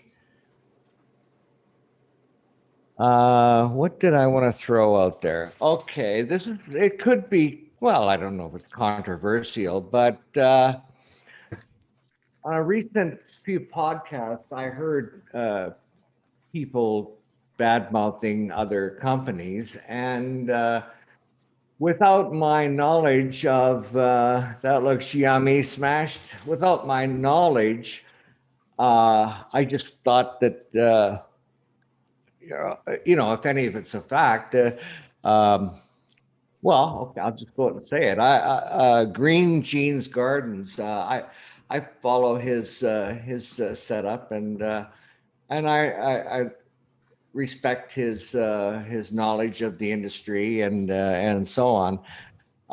And coincidentally, I happen to be in the middle of getting into an irrigation system, and he showed a spreadsheet the other day of all the different, he uses Jack's 3-2-1 formula, and he showed probably 6 or 8 other companies, other corporations, and the breakdown of theirs. And included in it was Floraflex. And I just happened to have invested a fair amount of money in Floraflex equipment. And boy, oh boy, did he shit all over it. And I just, I would not repeat something. I am more just asking other people if they've had other experiences or problems with Floraflex. Just a real shitty timing when he and tomorrow I'm gluing everything together. So anyway. I can't say that I've come across anything myself. Yeah. I don't honestly mess with an irrigation system. I just hand water because I don't have a big operation here. It's just me smoking for me. Yeah. No, mine's not very big, but I guess I get lazy. I don't know. I don't mind spending the time with the plant, you know. Giving my love to the plant. Just like to play with different equipment every year on a religious kind of thing. Well, except for one thing, and that is I'm a lot of it's got to do with focusing on the theory of keeping the media moist. I've been growing in cocoa, and and watering once, maybe twice a day, but it's drying out between those 2 waterings, and every time it dries out, that just fucks your microbes. So I'm hoping, my system, it'll be set up so that it'll water as many times as necessary. And I won't be surprised if I'm watering up to 6 times a day. Well, if it's not you doing it, of course, why not? Well, yeah, exactly. Precisely. And that's, I don't want to give the impression that I'm real lazy. I'm just suggesting. But I mean, 2 times a day, Rick, that's excessive. Like, you're not allowed to have a bloody life because you're like, oh, I'm sorry. Hold on a minute. I got to go do my plants like every other 4 hours or something. Like, that's a little crazy. So no, I don't think you're lazy. I think that's an insane amount of time that you're giving your plants. And I love that. But I think you need to go out and have a life too. And your plants need to know that. Exactly. Yeah. Once a day. As a matter of fact, it's my pleasure to go in there at least once a day. I like to go in 2 or 3 times a day. but I don't want to just go in there to water. I'd like to go in and check out a gazillion other things. So, and overall, the plants are going to be happier for it. So it's all good. Yeah, I don't think it's You'll more make it or work, less Rick. like I've literally walked into my room and forgot why I walked in there, and then started staring at my plants. There was a specific reason why I was going in there, but as soon as I walk in there, I'm just like, oh yeah. Yeah, Let absolutely. me I look at want, this, and then I start like moving stems around, and I'm sniffing this, and then I'm going around the plants, and next thing you know, I'm not getting what I went down there for. I watch Smash, myself you were gonna. when I'm stressed now. I'm like, what am I doing in here? Oh, I'm flipping out and I'm stressed, and all of a sudden I'm in my closet because it's in the house, right? Like it's right in the dining room. So I can just, Yeah, if I'm true. stressed in my house, I just like walk around the corner and I'm in a garden, which is lovely. But yeah, it's just like, why am I in here? Oh, I guess I'm just breathing in the plants. Nash, you were gonna throw something in there. I don't think it's Floraflux's products. I think it's more or less them as a whole company. Because I don't know who owns them, but I'm pretty sure it's one of the big guys like Monsanto or fucking Scott's or whatever. You know what I mean? And I think that's Big why company. people aren't really supporting them. It's I the don't same really think company. it's their products. Yeah. Well, he, I don't want to belabor it, but he like went out of his way to, I mean, it started, he said, probably Florafex is one of the cheapest. Well, I mean, Jack's is pretty, but he said, and then he focused right in on the very thing that I happened to buy from them was their manifolds, their octobubbler manifolds. And yeah, he was specific about that, that he had Oh, I don't know. had a bad experience with the company and that particular the manifold itself. I don't doubt it though. Like you hear those horror stories about companies all the time where they got a defective product and they're like, you could just be mad because you got a defective one, and And that's why I'm reluctant to bring it out to the panel and our audience, because I don't know the facts. I just happen to hear it, and like he went out of his way to mention it. Since I'm on a roll here, I also heard, I think it was through a social media, bad things to be said about Crop King seeds out of Vancouver, Canada. Don't know if anybody, again, it's I've had some good and some okay experiences. G-Bay, you're giving us the down. Yeah. So anyway, that's why, I'd like to, put a disclaimer out there. I'm not, I'm just what I saw on the internet, but go ahead with your story, G-Bay. Captain 420, thank you. Has been okay with the bubblers. Well, when I first started kind of taking stuff serious, that's where I went shopping. I forget what seed bank it was, but anyways, I ended up with the Crop King seeds, and everything was different. Like for every 5-pack I had, everything was completely different almost, and I don't know, nothing really turned out great, and I don't know. I could have been partly my fault as well, 100%. But out of the other packs I've had from other companies, and all of a sudden it turned out way different and way better. So I don't know. I've decided not to go back. I'm sure it was partly my fault, or mostly even. I'm not blaming the company, but just saying I've run other genetics and had no issues. I guess I'm gonna side with Miss Jill on this one. I'm pretty sure I don't want to side with anyone, but I wouldn't support them. I'll just say that. If you go to Miss Jill's page and look at it, if it's the same Crop Kings, I'm pretty sure they're trying to sell Agent Orange seeds and other seeds. Okay. You know what? You're reading the same story I did. Yeah, that's what it was. Yeah, there were counterfeiting, or call it what you want, but good to see B. I spoke to Miss Jill personally. Actually, we had her on the show and shit. And I asked her, and she said, "Yeah, they're not mine at all." Wow. Wow. It's not good. So, Prophet, maybe it's a good time to put a plug in for, we have that seed, or Dave, maybe you know more about it, the breeding show coming up. I think we picked a special date for it. Was it the 23rd or 26th or something like that? The 23rd, exactly right. It's going 23rd. to be Miss Jill, Ross the Jeff, Jinx Proof. I'm not sure of the other guests. Yeah. Will be, I know those doing three tomorrow, are. That'll be exciting. What time will it start? Do you know? I'm pretty sure it's 5 p.m. Pacific. Okay. Okay. Respectable time. Well, we can confirm that, but yeah, that's going to be quite a show. Look forward to that. That'll be a good one.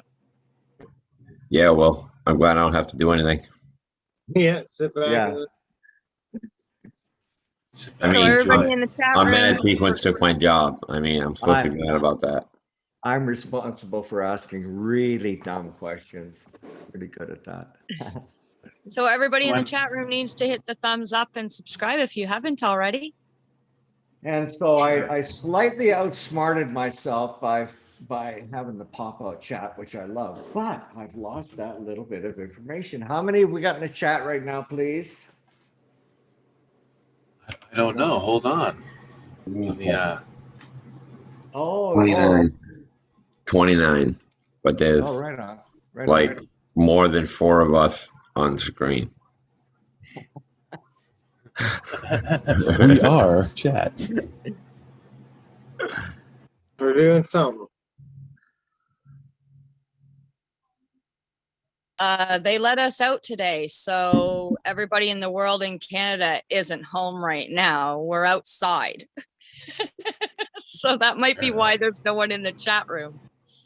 Yeah, Ontario, everyone's out playing now, I guess, on a patio drinking beer. How long do you think that's going to last, eh? Oh, no, I think they opened the bars last night at midnight. I think if you were a drinker, you would have heard, the underground stuff. It's opening at midnight or whatever that crazy shit goes down. I wouldn't know that, but I'm pretty sure that all happened last night. So I don't know. Everybody's probably completely wasted today. Yeah, who knows? Opened up a couple weeks ago. Bars are open, shit.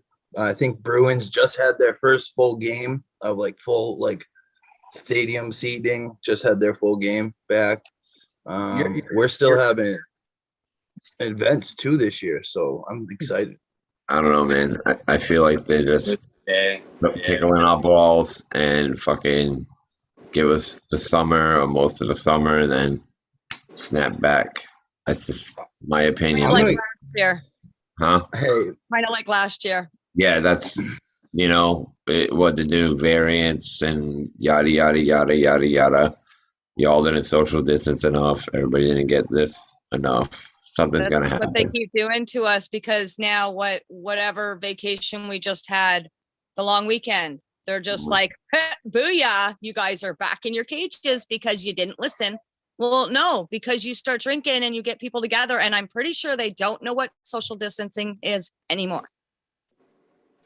So I am not going out. I don't care. I am over it. I'm just going to stay at home for the rest of my life. And now I'm going to You're terrified to go outside. You're afraid of something that you can never see, touch, smell, or know. Oh, I'm not afraid of it. I'm just over the fact of them keep fucking telling me I have to stay in the house. Okay, fine. All right. That's okay. You're very docile in that aspect. If they asked you to stay in a cage, would you? I feel like I'm in a cage. What are you talking about? Do you not hear me saying they let us No, out? I'm saying a legitimate cage. That's your personally decorated cage. That's a different story. Now let's wipe the weed out of there and all your enjoyments. Would you go into that Put cage? a toilet next to your bed and a sink next to your head. And that's about it. I get your point there. But and where do you cut it off? Okay, they gave you your house. Store, so I feel you. like that. I do feel you.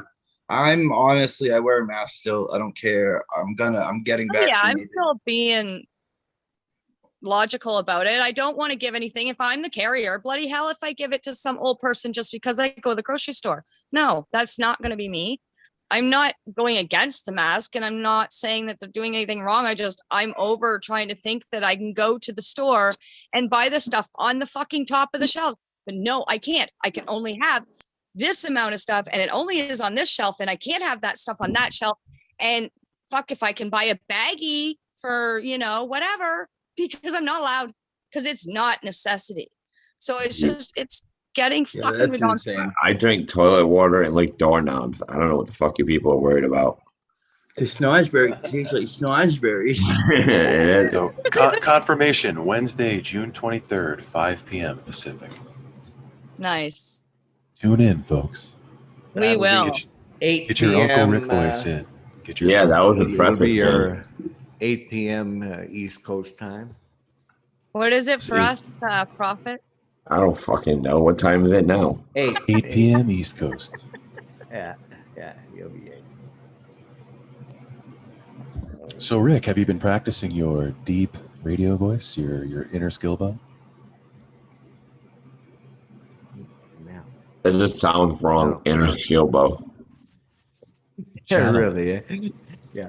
No, I don't like that voice. I don't like that voice.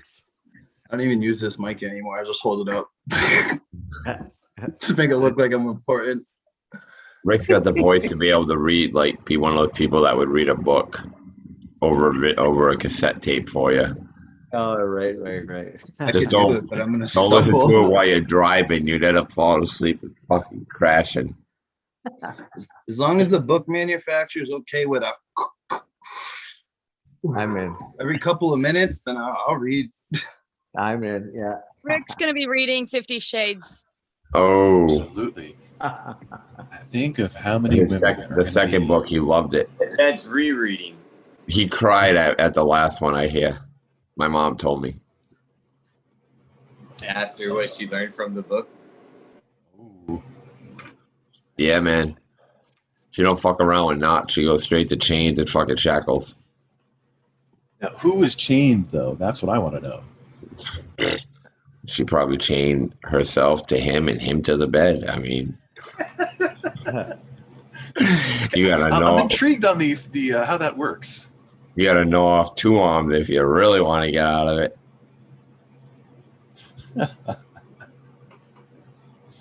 Oh man! Thank you, Rick, for being a good sport. What did I not do now?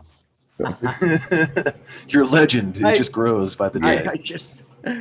I had some friends drop by, and so it's like I missed a lot of it. But anyway, don't worry, man. Always great to see everybody. We're just talking about you doing my mom. That's all. I told you the slaps you have to make profit. Yeah. That would be hilarious. I encourage everybody that goes into a public bathroom to be like, for a good time, call Prophet's mom. I highly encourage it. I will fucking love to run into a bathroom and see that shit. See how far it gets. I would spontaneously combust. I'd have to sit on the toilet to actually look at that because it would be fucking dance.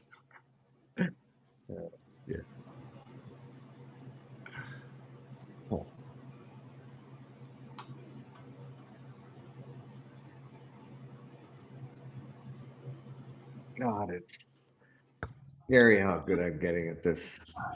I'll tell you what, something I'm smoking on is going to get worse. I think he was talking to himself, thinking he was on mute. That was so good. Soon he's gonna take over the world. Who thought he could talk on Zoom and text something into chat at the same time? Unbelievable. Technology, I tell you.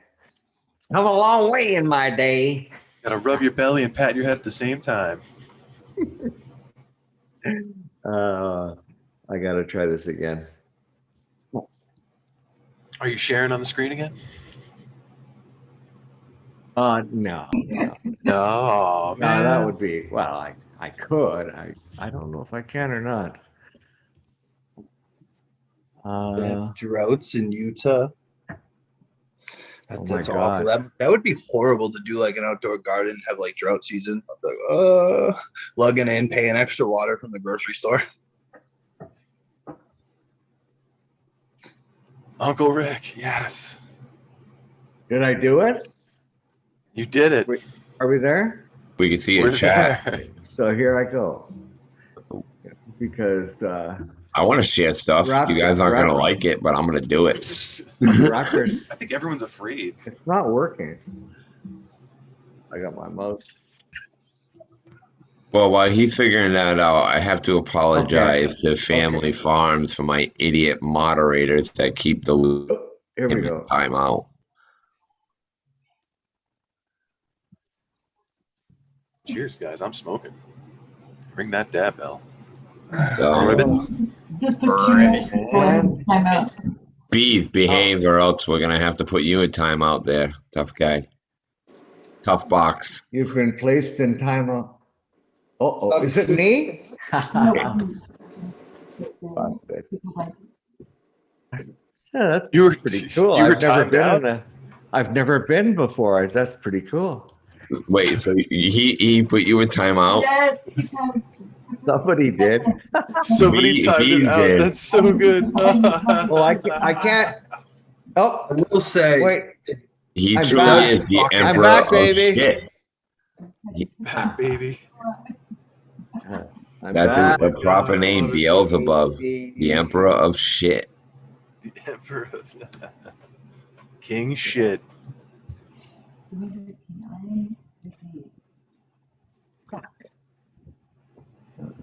So does that mean if I'm timed out? You can't type shit. Yeah, you're done for 5 Still minutes. timed You cannot out. start the chat. Okay. You're grounded. Ask You're in a Kurt all corner. about it. 300, what is it, 300 seconds? Yep. If you want to say anything, you have to say it over the air. Okay. And you can thank Bees for that. Good to see bees in the chat. And White Widow started it all. Yeah. Give her a square. See what happens. You give the bitch a wrench. Look what she does. You want to give her a square. Out of control. She deserves that square. Come on now. There are At least one episode. She shares my square when she decides to. That's enough. I would. I'm right here, but You're not wearing enough. I'm not wearing enough to be in front of the camera. No. Isn't it Friday? I thought she wasn't allowed to wear anything on Friday. Yeah, Well, really. That's after the show. I thought on the other shows she had to be appropriate. Listen, you don't want to get pulled, right? I know you want to get pulled, but I mean, collectively, I don't think we want to get pulled. Deep pulling. Hi, White Widow. Hey, babe. I don't have enough electronics to talk to you on the side of the show, so you just get to be naked over on the side of the show all by yourself. Well, I mean, I've got underwear on. they cover some of my Example to me. The things they consider underwear nowadays, I have questions. Dental floss? I had that same conversation with somebody the other day. So. The fuck you mean that's underwear? And how much did it cost? There's barely anything there. Hey, I think your wife bought these for me. She probably did. Okay, bitch, be gone spray. Yeah. What does that consist of? I don't even know. It's a secret formula. What do you mean you're coming back? No, Rick did not say baby come back, so you do not get to come back.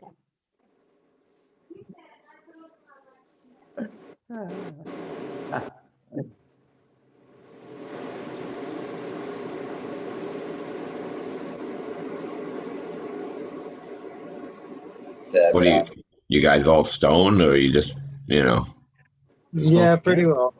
Yeah. You too? I'm just I want to hear some legendary prophet stories. Oh, fuck. I don't even know what to talk about, dude. Brain's been cooked for a few days. I don't even mean what See, that's what happens when we all I've been out in the quiet. We sun start too talking. long. Are you gonna actually wear some like sunscreen tomorrow or the next time you're out there? No, I'm not. I actually got to tear down a friend's his grow room, so I'm gonna be ripping down a few fucking dual raptors, which I'm pretty excited about because I'm getting, but I only need one, so I got Johnny that wants to take it, and then I got to figure out a home for another one, and then I'll have a single raptor still. So I'm gonna have quite a few lights that I need to move, but yeah, he don't want them anymore, and I can't let them go to waste. And I have an addiction. I love grow equipment, even if I won't fucking use it. I just take it. I don't know why. I can't stop myself, but I will always find someone. I will You have find backups too in case something happens. Yeah, for sure. No, but especially I mean, lights, man. I only use you could one. never have enough. Dude, I only use one. I use a single 8-inch, the Raptor 8. So if I'm getting a dual, obviously I'm increasing my freaking my cube size, my light square, and fucking I don't have any more room after that. Like I can't put another light in there even if I wanted to because my room doesn't allow it. So realistically, I could have a million of those fucking lights, but I wouldn't be able to do anything with them. I got no room. So I got a true story. Wow. I better start with allegedly. Okay, this happened allegedly. So I was allegedly consulting on buddies building a grow. So went to this house and went downstairs and I said, okay, take this wall out and we're gonna go like this and put something over there. And so we built a grow. And my payment was to come out of the proceeds. So when it's payday, so I went over and said, Rick, before we go downstairs, I got to show you something. And so he took me down the hall and into the bathroom where the tile was breaking away from the bathtub. And then he took me into another room where above the doors, it was cracking and so on. Hey, White Widow, good to see you. So bottom line, what I instructed them to do was take out a bearing wall. Now, in my defense, I'm not a carpenter. I know nothing. I don't know any. I can't fix a nut. I have to call rent-a-husband for everything. I know how to grow pot, and I know how to build rooms, and that's what I accomplished. But it was a bit embarrassing, to say the least. I gotta tell you, Rick, man, the way my stories start off, where a man's leading me into like a bathroom and then into another room, they don't work out that well for me, man. Very dark endings. I was a little worried for you because it never worked out that well in my day.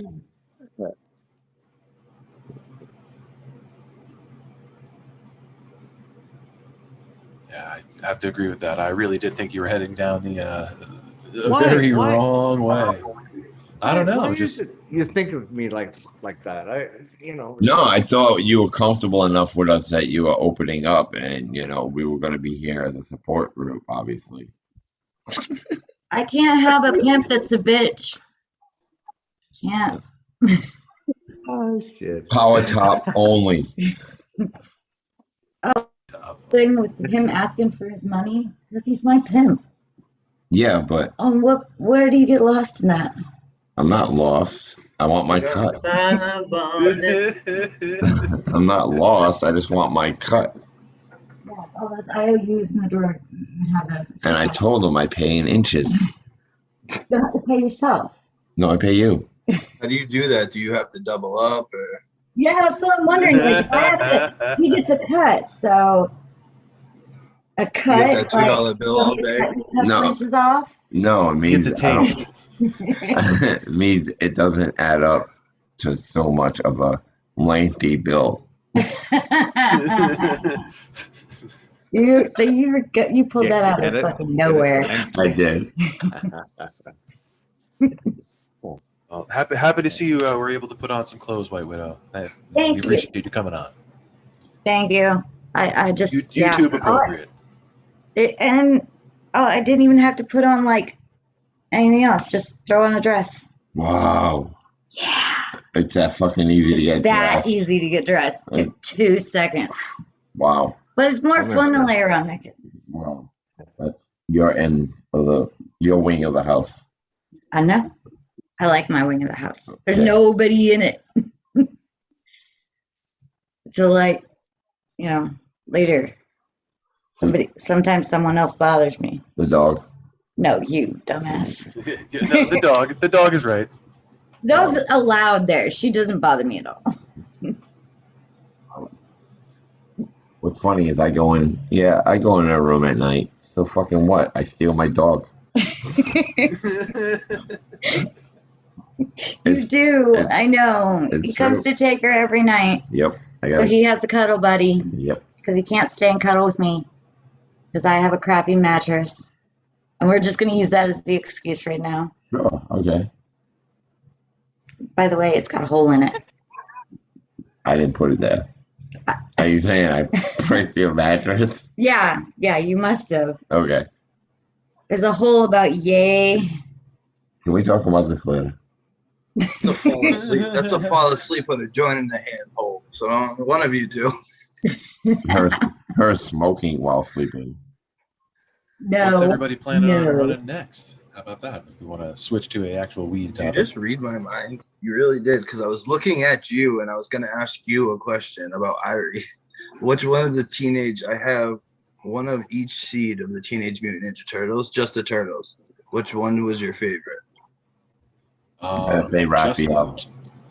Raph, definitely. It's the only actual turtle I've grown so far. I've grown the Shredder as well, but the Shredder was fucking absolutely delicious. If you could ever get your hands on that, any of you, get it.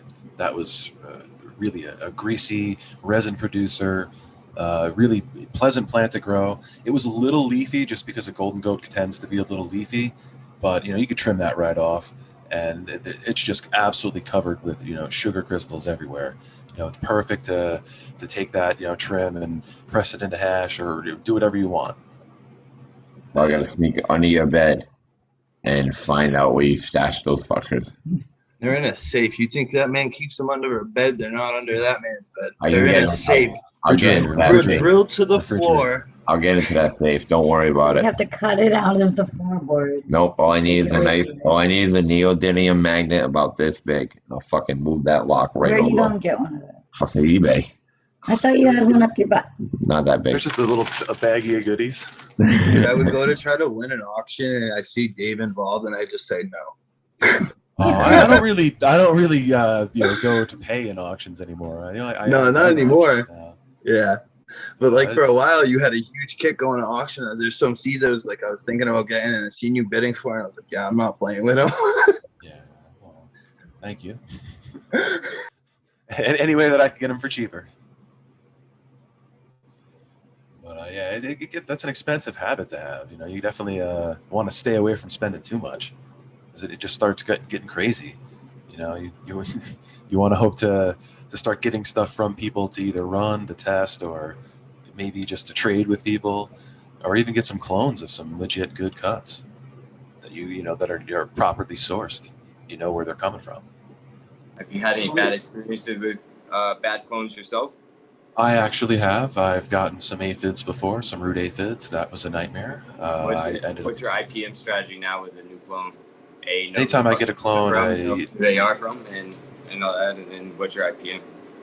Definitely dip it in sulfur. You want to make sure you take care of that. Some wettable sulfur.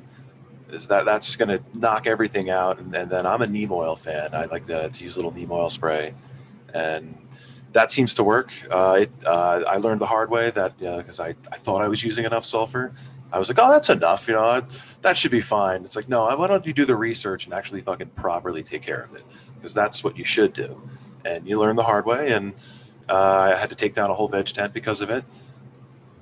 It's not the end of the world. I figured rather than fight it and let it keep it spreading from this tent to that tent and just keeping the battle going, which It's fine if some people, if they can't sacrifice the funds because they've put so much investment into what they're doing. But for me, it was just like, you know what? I'll take it down and just start again. So it was a lot easier and a lot cleaner. Clean everything, let it sit for at least, I let it sit for 15 days. Some people go longer, about a month. How do you sterilize? Bleach it out. What'd you say? How do you sterilize? Just bleach? Yeah, nice bleach water. That worked for me. I'm sure sure there's other things, but I figured that was fantastic, and it did work. Yeah, I usually use bleach alcohol. I mix up a little bleach alcohol, and I spray it. I want a mister. Like, I don't know. I kind of want a mister for like when I pull everything out, just to mist everything down.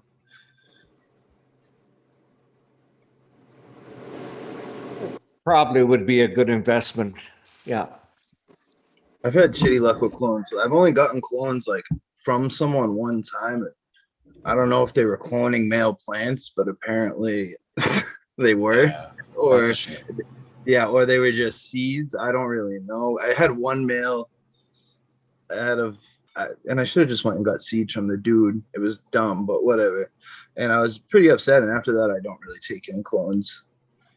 And it's hard, like where I stay, it's harder to get legit cuts. Yeah, no, I understand. I guess as far as like, oh shit, I lost my train of thought. Damn it. Your train of thought. It'll come back. Okay, It'll come back. Okay. I like cloning. I like to give. I got it. Another round. I don't like to just grow a plant once. This better be good. I don't care what he knows or what he I like remembers. that. If he forgets, then he's gonna have to try to remember again. That's gonna be even funnier. He forgot again. Oh my That's God. So Rick, what's up, Rick? Okay, well then I'll jump in. Fine. Yeah, there you go, Rick. I was saying that I prefer with clones taking unrooted clones myself. Some people like taking actually rooted clones. They're easier to start with, but to me, I find that you'll get whatever they've got from those rooted clones because it's been sitting in their garden for so long.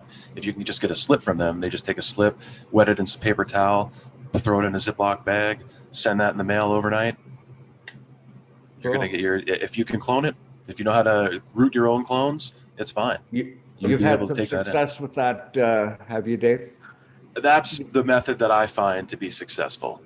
I found that I still do the proper IPM, the proper maintenance beforehand, quarantine, and take care of that. But I found that I've never detected anything from any unrooted cuts. Right on. I was listening to I don't know, my podcast, they get backed up in my iPhone, and so when I forget when he Rasta Jeff aired this one, but he was talking about clone only strains, and he mentioned Gorilla Glue number 4, and that was a new concept. I didn't understand that. Wondered if anybody wants to elaborate on what a clone only strain is all about. Well, basically, it's a specific phenotype of whatever strain that was run, and that's the only way you're going to get it. It's like Gorilla Glue is only available in that. So if you see seeds of Gorilla Glue, it's not technically that. They've done either a self of it, they've crossed into with it, but it's not the actual legit cut of it. It's going to be similar. It's going to have some similarities. But to get the real thing, you have to get the clone only, the actual clone from the real plant that someone has, whether that's been around for 20 years, 30 years, or if that's really what clone only means. Not a clone from a clone? There shouldn't be. It could be a clone from a clone from a clone, that's been it's still the same plant that's been cloned over the course of that 20 years. It's not going to be a 20-year-old plant, but how does it move around? I'm just curious. Like I know the Michigan. Exactly what I just told you. It's somebody will take a clone, they'll cut it, they'll throw it in a paper towel, send it out, or they'll root it, send it out as rooted clones. That's what happens. Like if you were to go to the store and get a clone, you might not be getting the legit cut of what you're looking for, but it's the same concept. You just taking a small plant from a clone. Whether you're getting it in the mail or do many breeders use this system of clone only? Is there a financial benefit for them for this type of strategy? Absolutely. You want to get what's hot. You want to get what everybody wants their hands on, and you want to cross it with another thing that's hot and sell those seeds. Whether you've done the actual legitimate work to make sure these are. I'm sorry. I'm sorry. I don't mean the seeds. I'm talking about selling the clones. There must be more. There must be more control of the whole situation. No. Yes, there's more control of the clones, but it's just a matter of if you want to get into that business, into that nursery kind of a business, because that's really what it ends up being. You're like a Kevin Drogery running the Wonderland Nursery over there, or something along those lines. Yeah. Okay, I get it. Yeah. I hadn't heard of that before, but I live a sheltered life. So, what are some other strains that are clone only? Oh, there's so many. Really? Chem any of the Chem dogs, Chem 91, right. Chem 4, Chem Sis, Chem D, Sour Diesel. I mean, there's countless. I mean, we could go on for days. Yeah. And then you'll have somebody will make some sort of cross like with Rasta Jeff, you get a Rise number 4. That's his prime example of a Rise that he'll use for all sorts of stuff. Or King Solomon, which is his male. It's the opposite of what we're kind of talking about, but same concept. Interesting. Now, is genetic drift, is that when, like, after so many clones have been taken of that, it just slowly starts degrading? 100%. So now, does that go in effect? That goes in effect with everything, right? Because I heard like something with like our oranges these days that like we have to eat so many other amount of oranges to get the same amount of vitamin C and nutrients that we had to get from like a lesser amount from however many years ago because of genetic drift as well.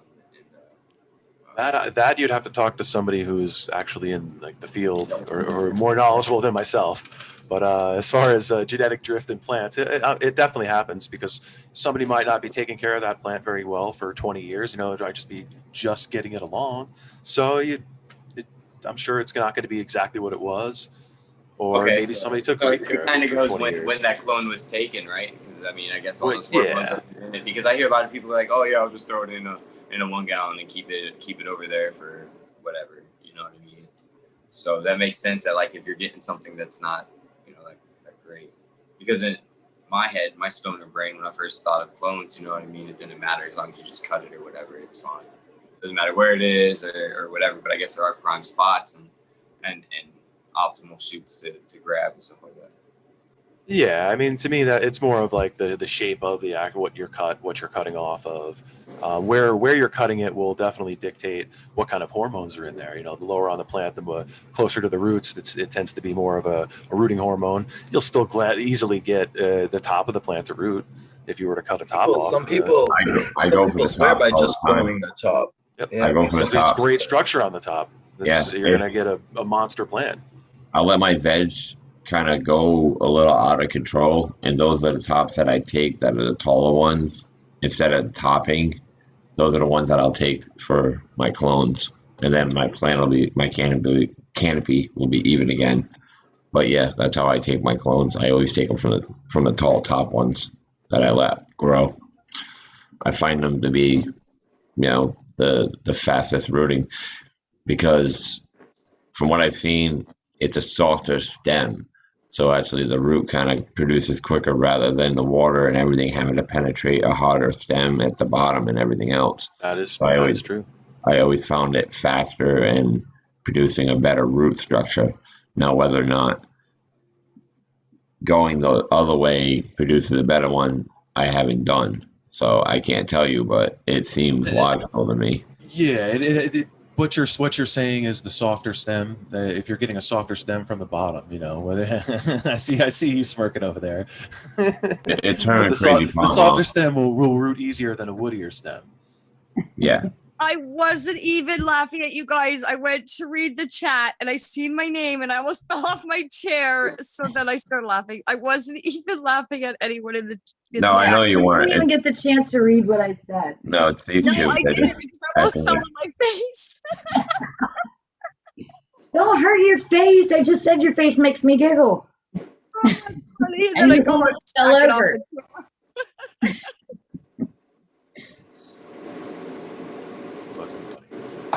Oh shit! I dropped my lighter. Son of a bitch. Yeah, take this one. Thanks. Oh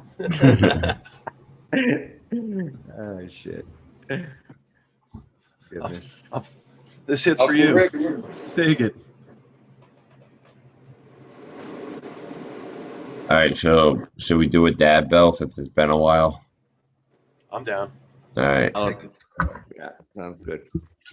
So I'm glad you mentioned your topping of your plants to do your clones, because that was a question I was supposed to ask. I forgot. My sister's like, why don't you ask the crew? And I'm like, I don't know. I don't talk freaking grow on Fridays. It kind of makes it hard to be like, let's just do a whole grow show on Friday because of me.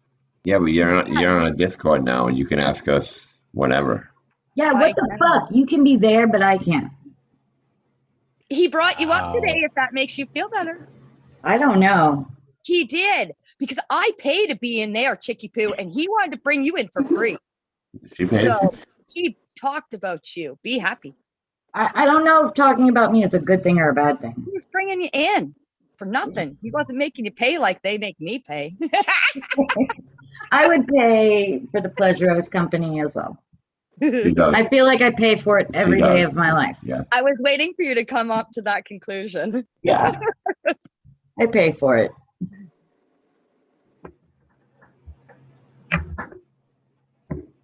I wish I would have had luck, and I wish I knew someone that had the clone only strains. Never had like a real Gorilla Glue. Number 4, I've always had seeds, which like I've always known, like, unless that's a reputable breeder or something, it's just something close to Gorilla Glue.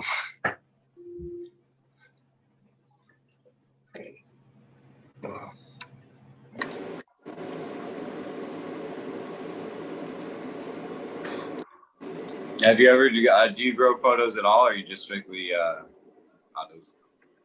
Yeah, I have. What do I got. Hold on, I gotta count something real quick. All right, yeah. So I got 2 papaya rum cake femme. They were regular seeds, which is a papaya crossed with Skittles, and this is one plant. Skittles Mai Tai cake. Skittles crossed with Mai Tai cake. So it's a papaya rum cake. Those are regular seeds. I found 2 males out of 3 seed, or 2 females out of 3 seeds. I have an old school from a breeder over in Spain that I've grown fond of. It's supposedly a UK cheese crossed with a Black Domina photo. And then I just kind of throw autos. Like I've used Chef Ann's, like I've tested autos for Chef Ann from Michigan. But like I said, Fast Buds hooked me up with a bunch of them. So I kind of always have just like random ones to toss in the garden here and there. Like downstairs right now, I was like, I want some purple in my life. So I planted an LSD 25 from them. And then I have a sour diesel from them that they're both doing pretty good. They're flowering right now. I just keep them under 18.6 and they're happy. Shit. You just like having that variety, right? I mean, what is it? Usually, what's your average time? Around 80, 90 days or less? Or... So before, when I was like staying little, I would veg for like 30 to 45 days and then flower however long. How do you do that with your autos though? I mean, like. Oh, those I just kind of let do whatever they're gonna do. Oh, okay. I thought we were okay. If it's going longer than I think it's gonna go, then fuck it, let it go. Right. I would love to have a big ass. I've never had a huge ass auto. I think I kind of want to dedicate like a whole 5-gallon this year to one and see if I can get one of those massive autoflowers. Yeah, I did the sour stomper at a 5, but that was my first thing ever, and I didn't really, know anything. But yeah, I still had amazing results with it. But Indica B had really good results with some autos. I remember him posting some pics. Those were from some years ago, I think. If I'm not I'm mistaken. absolutely confident that autoflowers are the future of cannabis. I'll just stick my neck out and say it. You sound just like Jeff Lowenfels. He What says that we shit all the time. what we see in autoflower today is baby shit. Give them 10 years, blow your mind. The breeding does take longer. I can't wait. The breeding takes way longer and stuff. Sorry for cutting you off, Dave. Yeah, no. I'd love to see where they go with it. I personally haven't even tried an autoflower yet. Just because I was so scared by what everybody had, knocked them for years that, they were just nowhere near as good as what they could be. But you see pictures, you see what people have done with it now, and maybe that'd be something I would, fuck around with just to see what it does. But I would throw it outside. I wouldn't try anything indoors, at least not yet. For me personally, I had a friend G-Bay. G-Bay. Yeah, I'm doing a little running in this tent right here.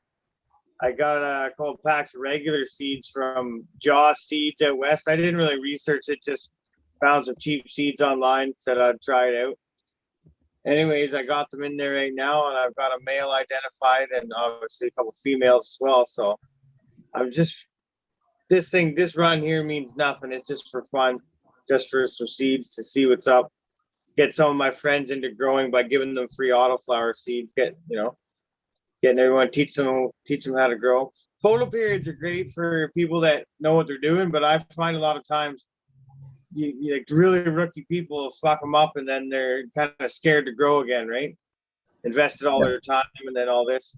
You give them a couple autoflowers, get the ball rolling, and then they'll figure out quick that if they want big yields and stuff, they got to go photo period. But autoflowers are fun, like you were saying, to sound like Jeff Lowenfels to Uncle Rick there, because it is going to be the Aunt Susie and Uncle so-and-so growing them on their deck with their cherry tomatoes, hopefully.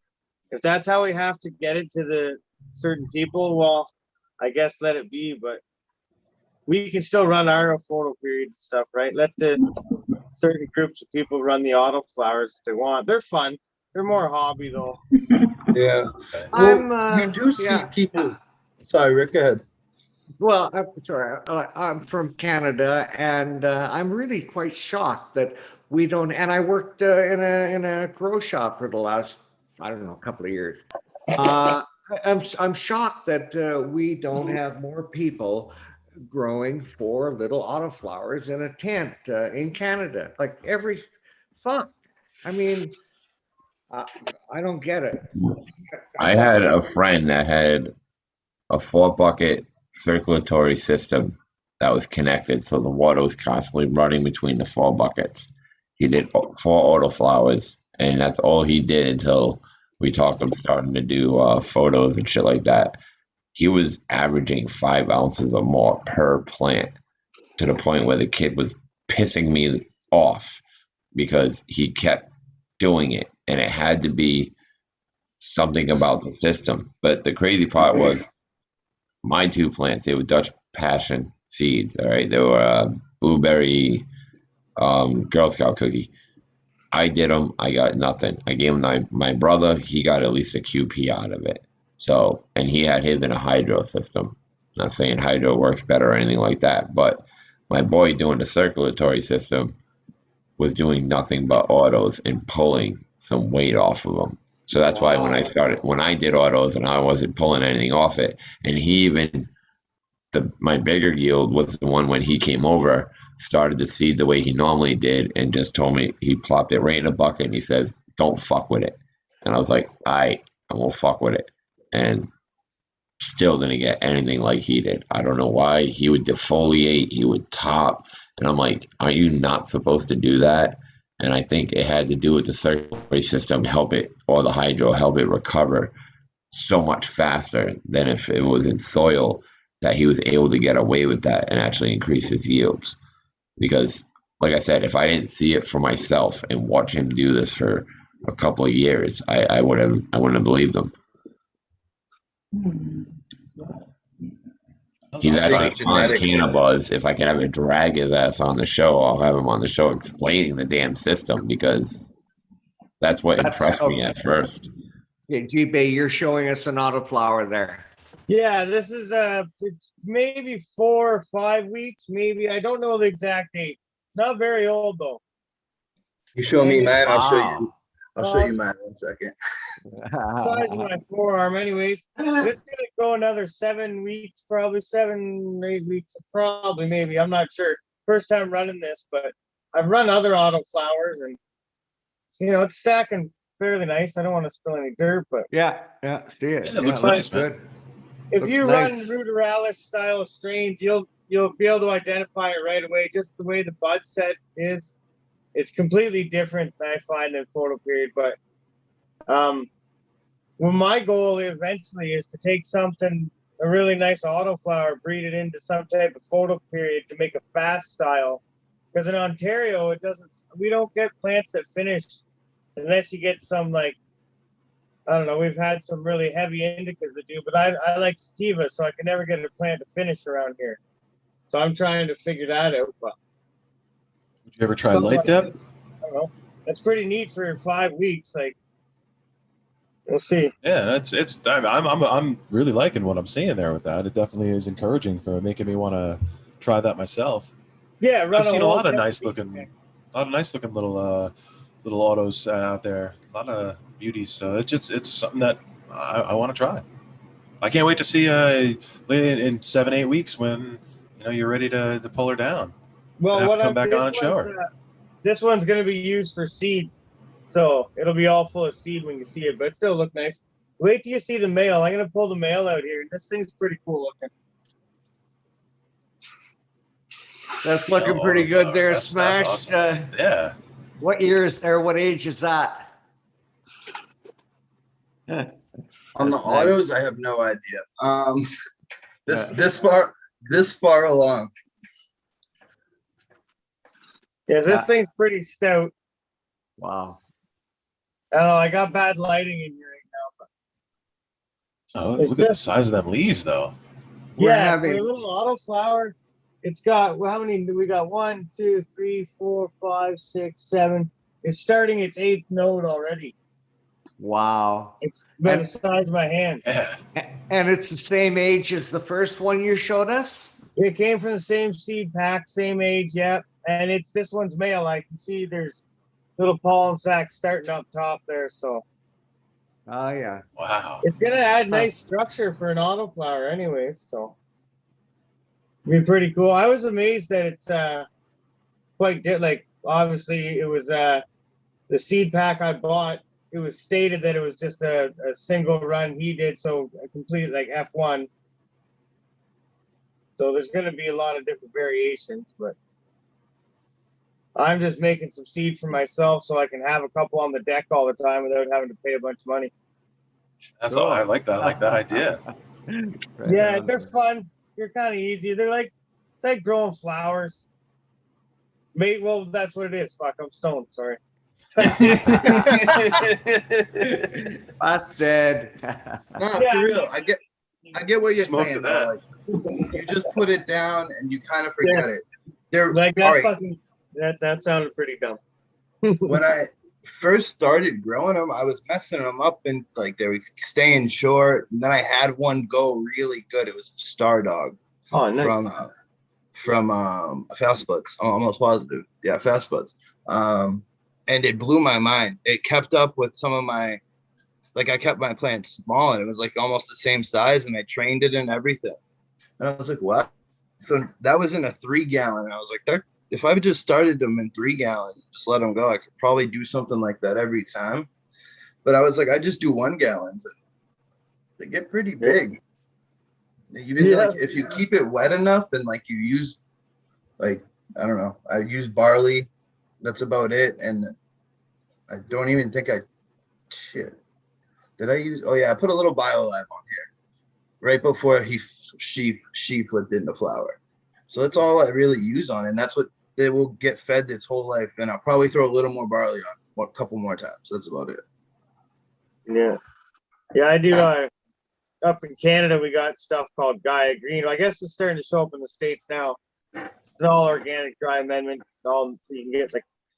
There's an all-natural fertilizer, which is a combination of all their separate dry amendments, or you can get each separate one in a bucket by itself to do your own mixtures or whatnot. I just do that way. Then I water. That's it. Yeah, that's a good mix. I've heard a lot of people have pretty good success with it. Yeah.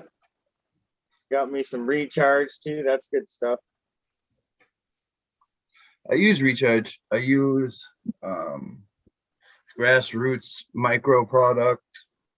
I kind of have a bunch of different ones that once a week I'll use one of them. Are you in the States? Yeah. Yeah, you guys get so much more stuff down there. We're pretty limited up here in Canada. I'm trying that Mycos for the first time. See how that The one Mycos Plus. Let me see real quick. I just got it. A little white bottle. I noticed on Amazon. Well, I had a question about something else. They talk about Mycos, yeah. In the States, it's called Great White, but in Canada, there's something on Amazon that's got like a white shark on it, and I'm tempted to. I don't know if it's a knockoff or it's the same stuff. Sure, it's not Orca. It's like Orca or something like that. Yeah, on Amazon. I don't know. And then there's another. I'd be careful with Amazon first. Like, I'd just double check see who's selling it and stuff, and check their ratings and stuff. We got to be careful with Amazon and just kind of back yourself up. And you can always return it on Amazon if you think it's fake too. That's the only good thing about that. Look into the company that's behind it. You know, if find out the name, like send it to Discord, and I'll do a little research for you there, buddy. Okay. Okay. But I'll do that. Yeah, I was gonna search Amazon and share my screen, but I'm too stoned.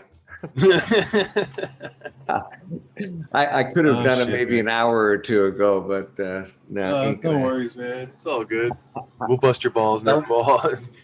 The stuff's fucking boomer. Good. Yeah, it's boomer shit. Mammoth P. That's the one that I was. Okay, so I know Recharge is available in Canada. They sell direct at www. Recharge.ca or something. Yeah, rechargecanada.ca. And it's good stuff. Mammoth P is good stuff. It's something you want to use for flower, though.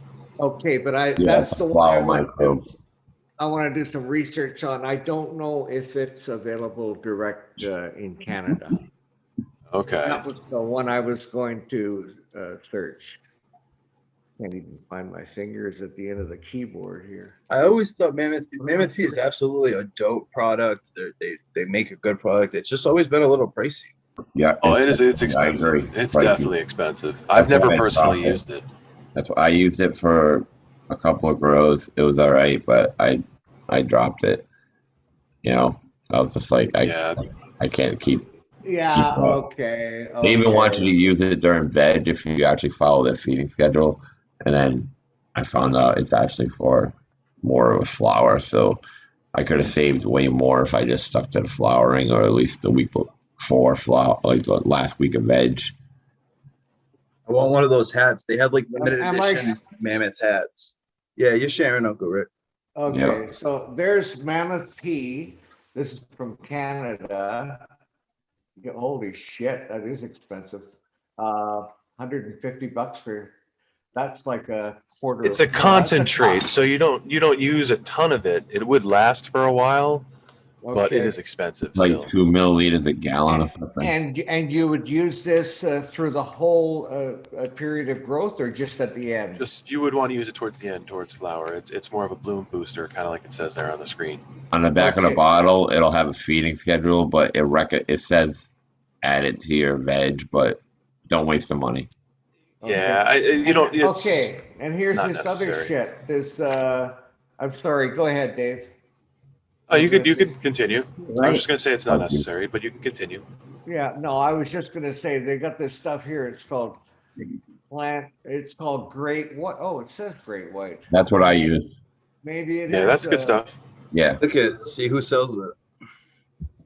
Well, I'm just looking at Amazon.ca. So Plant Success. So I can. Okay. I think that's the real stuff. Okay. Yeah. That's Great White. It's good. I could go and get my bottle. You have all right. So here's what I would go off of. There's 2,000 ratings, and it's 4.5 stars. So it's got to be kind of real. Yeah. Yeah. Oh, okay. I get it. Yeah, that's the easy way to tell too. And they still have it in stock, which is always good. Yeah, I've been looking up a lot of stuff. It's and the I real haven't- stuff. It's good. It's good stuff. Okay, fine. Has anybody come across Are you fake gonna Great get White? my credit card? Oh yeah, get that off Get the off screen, that! man. Get off that Anybody shit! get my credit card? Yes. No, I just saw your name though. They were seeing your address. Come on, dude, get that off the screen. We were talking about that shit earlier. Yeah, I'm back in the porn. Oh no. No, we'd rather you be in the porn. It would much better be a porn than see all the digits to your social security number and your name and your. Mini, there's mini eggs in those Cadbury things. minis. What the fuck? Y'all got some funny food up there. That's amazing. You on mute, DP? No, we. Why have you been doing nothing but eat, DP? What I know are you you're making eating? me fucking. Why do I want it? I'm so tired of eating chicken and biscuits at work that like. What are you eating? I come home, I gotta eat. I had those hot dogs. They're delicious. Nice. Now trail mix is fucking delicious, but those Cadbury egg fucking cookies. What? They have smart food. They have smart food with crunch berries over here. Smart food popcorn with crunch berries. Yes, with fucking Captain Crunch berries. Why? I fucking don't know. I'm like, only a stoner could have thought of that, but I don't even know if I could be that stoned to eat that. It's awful. It's awful. I haven't had it. Sounds awful. Yeah, see, it sounds awful. I don't know if I want to make a bowl of it and add milk or butter. That's It's probably, already got butter in it, and it's got cheddar. It's smart food. okay, butter is also in it. Get butter. I used to do Broke Man's Cookie Crisp. I used to take a whole thing of Chips Ahoy, crunch it all up, throw it in a bowl, pour in some milk, and eat it like it was Cookie Crisp. I do that with Oreos too. Yeah, I actually eat a lot of my cookies that way. I like the way they absorb the milk. It's like a treat. Is that what you brought to lunch at work? No, man, the milk would be too warm by then. Had a little thermos with milk in it and you got cookies and shit. Oh, yeah. I'll try that at the welding shop tomorrow. See how it goes. Are Yeah. you I wish I still was. Canada has Lay's potato chips, but they're ketchup flavored, and it's I Lay's. heard. Oh yeah, we have them here too. I saw a picture of that. No, we don't have here. There was another one that was like. Oh, we got lots of different stuff. There's all dressed. Yeah. What is it? All dressed. All dressed. It's just like all flavors. I don't know. It's like vinegar and onion flavored. I don't know. I don't really like it, but we call it the whole shebang down here. Yeah, we got the whole shebang. I haven't even seen that. It's not like you only get that in a couple of places though. Yeah, they're exclusive. Whatever. I miss crystal clear Pepsi. Oh my god, that stuff was terrible. Yeah, it was for sure. I don't care. All right, you're talking about ketchup, fucking what? Pringles, Lay's. Jesus Lay's. Christ! You're knocking me with crystal Pepsi. I did not say anything about those dog shit ketchup Lay's. Those Okay. sound terrible. Yeah, they're really good. It's like sweet ketchup. They're kind of good. They're good. good buddy of mine runs a rare snack company here. I don't know what the name of it, or I'd shout him out, but he's got all the old school shit from when I was a kid in the 80s and 90s and all that stuff he orders in from around the country and stuff. So I get a lot of cool stuff to snack on all the time. Does he have Teenage Mutant Ninja Turtle pies? What's that? Teenage Mutant Ninja Turtle pies. Pies? Yeah, they were like, you know how the Hostess have the pies? Well, they were a Teenage Mutant Ninja Turtle one that had vanilla filling instead of like the apple or the strawberry. I think it only was during the making. It was. The remake of the Hey man, he said the years, so I was asking. Shit. I'll mention it to him. He'll probably know about it. He'll probably show me pictures of it and shit. The Ninja Turtle, friggin' Hostess pies, whatever the Hostess snacks there. I'll check it out. Yeah, I know he's a pretty cool kid. He's into dab big time. He goes on Dead Tour all the time and shit. Yeah, he's a pretty good buddy. I knew him from elementary school when we were like little kids, so we're pretty tight. Nice. Yeah. Do you have your DGC hat on right now, G-Bay? I know. Do you? Yeah, I saw I do. I got a bunch of them up there too. I got 2 other ones up there, and then I got the that beige one with the little leaf print on it too. When they came out, I just bought them all. That one was dope. I'm so mad I missed it. That one, I like that one. Yeah. The beige I one. knew they were gonna sell out, and I had a little money at the time. I said, "Fucking send them all. Send me the bill. I don't care. Fucking send it." It's good. Honestly, they're bomb hats. Like I bought the last one of this one. What are they? 59? I gotta hide this hair too. It's funny because I used to be like you, DP, like super preppy all the time. Yeah. My wife got dreads, and I said, "Okay, I'm not cutting my hair anymore." Dreads That was would be a year and a half, badass. something like I don't know. Fuck, it's been a long time. You gonna lock them up? I don't know, man. I'm just getting used to this because I literally have had like the crew cut my whole life kind of thing. So. Yeah. Fuck, I've been bald my whole life, dude. I would have gone dreads if I could back in the day or something, I reckon. Yeah, I just turned 40 the other week, so it's like a midlife crisis, maybe. I don't know. Rocket, dude. Hell yeah. I gotta say, have fun with it, right? If you ever seen Potent Ponics or Rasta Jeffs, their dreads are pretty dope. Yeah, man. So do them right, keep them clean and tight and shit like that. They look nice. I don't know. We'll see, man. I'll be the cool grandpa, 60 years old, big dreads. Oh yeah, on it. I always see like the like sometimes I'll see these old people that are like just tatted up, and I'm just like, hell yeah. You know what I mean? Like super old, and like they just have those old tattoos from like 1912 and shit like that, and they're all just like super blown out. Taylor Jerry tattoos all over. They're gonna stretch their skin out so you can see it. Like, this one's my wife. This is my wife. girl. Tiger on his arm and stuff too. From, I guess I don't know whatever he was up to back. I swear it's a jaguar with a dagger. It looks like Nah, dude, that's a Prophet's dick. mom. That's a dick, man. Prophet's mom. Sorry. What'd she ever do to you? You know what she did to me? No. She My assistant. hit me whenever Wow. Wow. me. She got put in her place. Yeah, in the mute box. Bitch be gone, spray. Mute box. The mute box. Oh. So ouch. The that Extreme Gardener Myco stuff is it's what the Bendo boys use. They love that stuff. I've heard they good don't things about it, so I was like, I'll try it. It's a little bit cheaper than like the fucking recharge and shit, you know what I mean? So I was like, I'll go for it this time.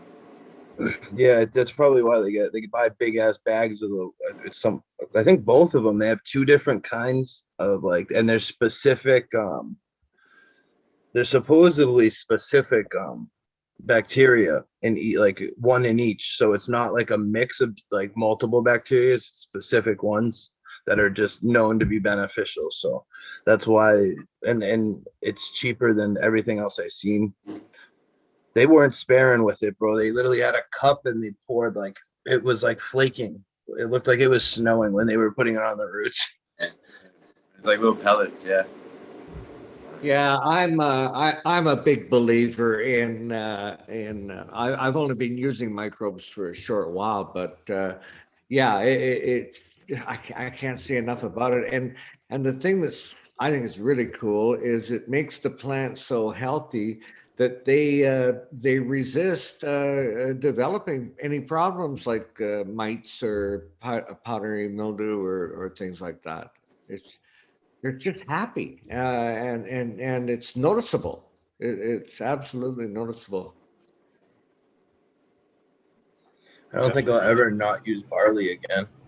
Once I started to use barley, if it's like one of those products, it's just like, well, they like that, and you just seen a difference. Yeah. How do you use the barley? Just well, I put it through a food processor just a little bit, just to break up some of them, and then I leave some whole ones, and I just right on top. I top dress with it. Okay. Like, if you get like, I kind of did a lot. Like, I do like a nice layer, and I let it go away before I do it again. But like if your plant's big enough to cover the pot, you will start seeing all the fungal dominance in like the barley while you're watering and stuff. It will be little white fungi. Like, it's cool. Nice. Wow. I just started using that not too long ago as well, and that you for the just so I'm correct in my thinking and stuff like that. It's for the growth hormones in it. Is it because it's sprouted already? Do you use malted barley or what? Are you using malted barley? Yeah. Row 2, I think. Malted barley, but it doesn't really matter. Get what you can get. I guess what Coot says, that's who I went by, and he uses it a lot. And actually, my buddy, usually in chat, Ian sent me a bunch, and I was like, hell yeah, cool, thank you, bro. Because he bought a 50-pound bag, and he's like, I'll never get through this fucking thing. Well, I just found a brewery right by, like, next to my work, so I want to go holler at them and be like, hey. Get it. It's a cheap way to do it. It's better than trying to order it online from somebody who's gonna. I can meet somebody cool in there. That They're gonna try to get you to buy 20, 30 pounds though. Yeah. So be ready for that. I might just be hanging around the back one day, meeting the guys. And, okay. Right on. Just find a fellow partaker. I'm gonna tell you this.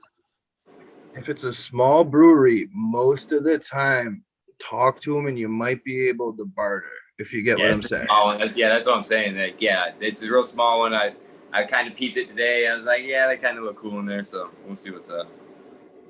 Sorry, Rick. Go ahead. Can you use too much barley? Barley? Yeah. Not really. I mean, you don't want to use like overwhelm it. You just want to use a decent amount where it's spaced out throughout it. Like you said, you can grind it up. You can add whole bits of it. When you grind it up, you're going to give it quicker access. But sometimes if you put too much on there, especially along the top, you can get a crust that will form that will be hard for the water to break through if you're not bottom watering. You know what I'm saying? Oh, yeah, I get it. Yeah. Huh. Yeah. So I also add the barley when I top dress. Gypsum's another thing. Good thing you want to add in there. More worm castings. Kelp is a great little nitrogen fixer, just to help it if.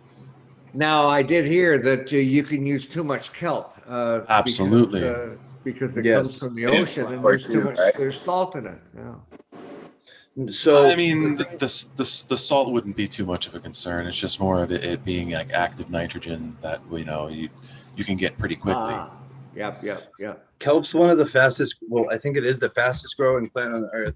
So like you get like plant regulators and hormones in kelp juice that like you'll see funny things where leaves are coming out of areas that you wouldn't normally see leaves, and you'll get little buds. I've seen people that use too much kelp and they get buds like right here on a leaf.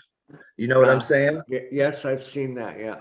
So stuff like kelp can do stuff like that. So like I've always been. I actually kind of cut down a lot on kelp. Yeah. Alfalfa is another good choice. It's just a matter of how much you need, how much you use. It's just a light sprinkle in there, just to replace any nitrogen that's missing. Because you still need nitrogen throughout the whole cycle. It's just you don't need nearly as much at the end. I use fishbone meal. I usually top dress like 2 weeks before I'm gonna flip it into flower with the fishbone meal. So it works its way into the soil a little bit, and it's just gonna last the, like, you know what I mean, flip it into with it. That stuff, it's pretty heavy with it. I wish I had it up here. I can't really think of what the number is. The MPK is on it right now, but it's a Costa Maine product. If anyone wants to look at it, I just use Costa Maine. I got it for free. You don't have to use Costa Maine. Fishbone meal is just a good all around. It's in Gaia Green. It's in Bio Live. Yeah, that's what. Gaia Green. What is that? 16-0. Oh no, it's show and tell. Come on, let's talk about it. Come on, I'll go. Well, everybody knows I'll grab my that. fucking address. Everybody run and get. Come on, let's get all our shit. Come on, let's get all our I'm shit. surprised nobody's pounding the door down yet. That's why I said the good thing with the Gaia Green is I'm able to buy each separate bucket individual. So if I want, when I built my soil for my garden last year, I didn't really know what I was doing just by myself. I needed help, right? So I just went to the internet and, first person or one of the first ones that came up was Subcool Super Soil.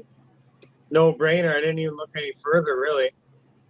Built that, and a lot of the stuff I needed, I could only get through Gaia Green. So I ended up doing that, but then it was easier for me just to buy the 444 mix they have as all-purpose because it contains everything that I had separate anyway. So I top dress with the 444, and if I need anything, if I notice anything and I need to change anything, I got my individual buckets to spike anything that I need.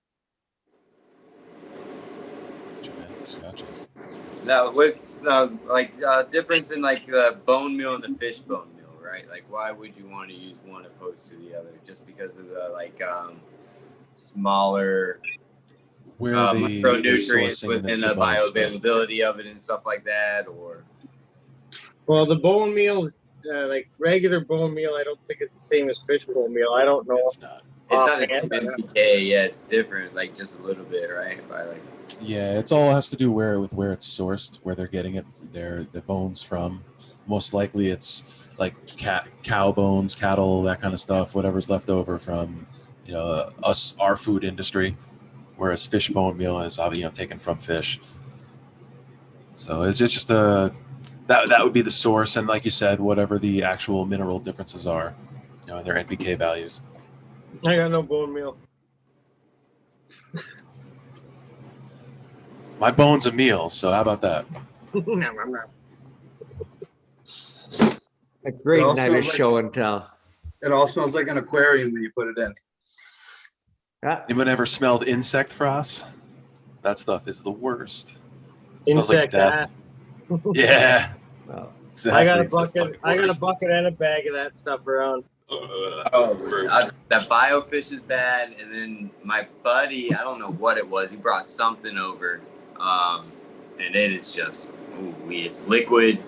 It's just brown liquid. It's rough. It's fish something, but it's rough.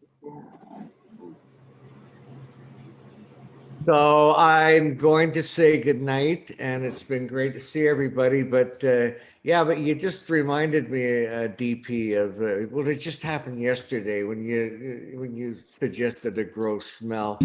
So Buddy and I'm passenger, and Buddy's we're going to pick up the parts for the irrigation system, and on the way back, I have to fart. So I rolled down the window and I farted, and but it wasn't too bad. It wasn't too bad.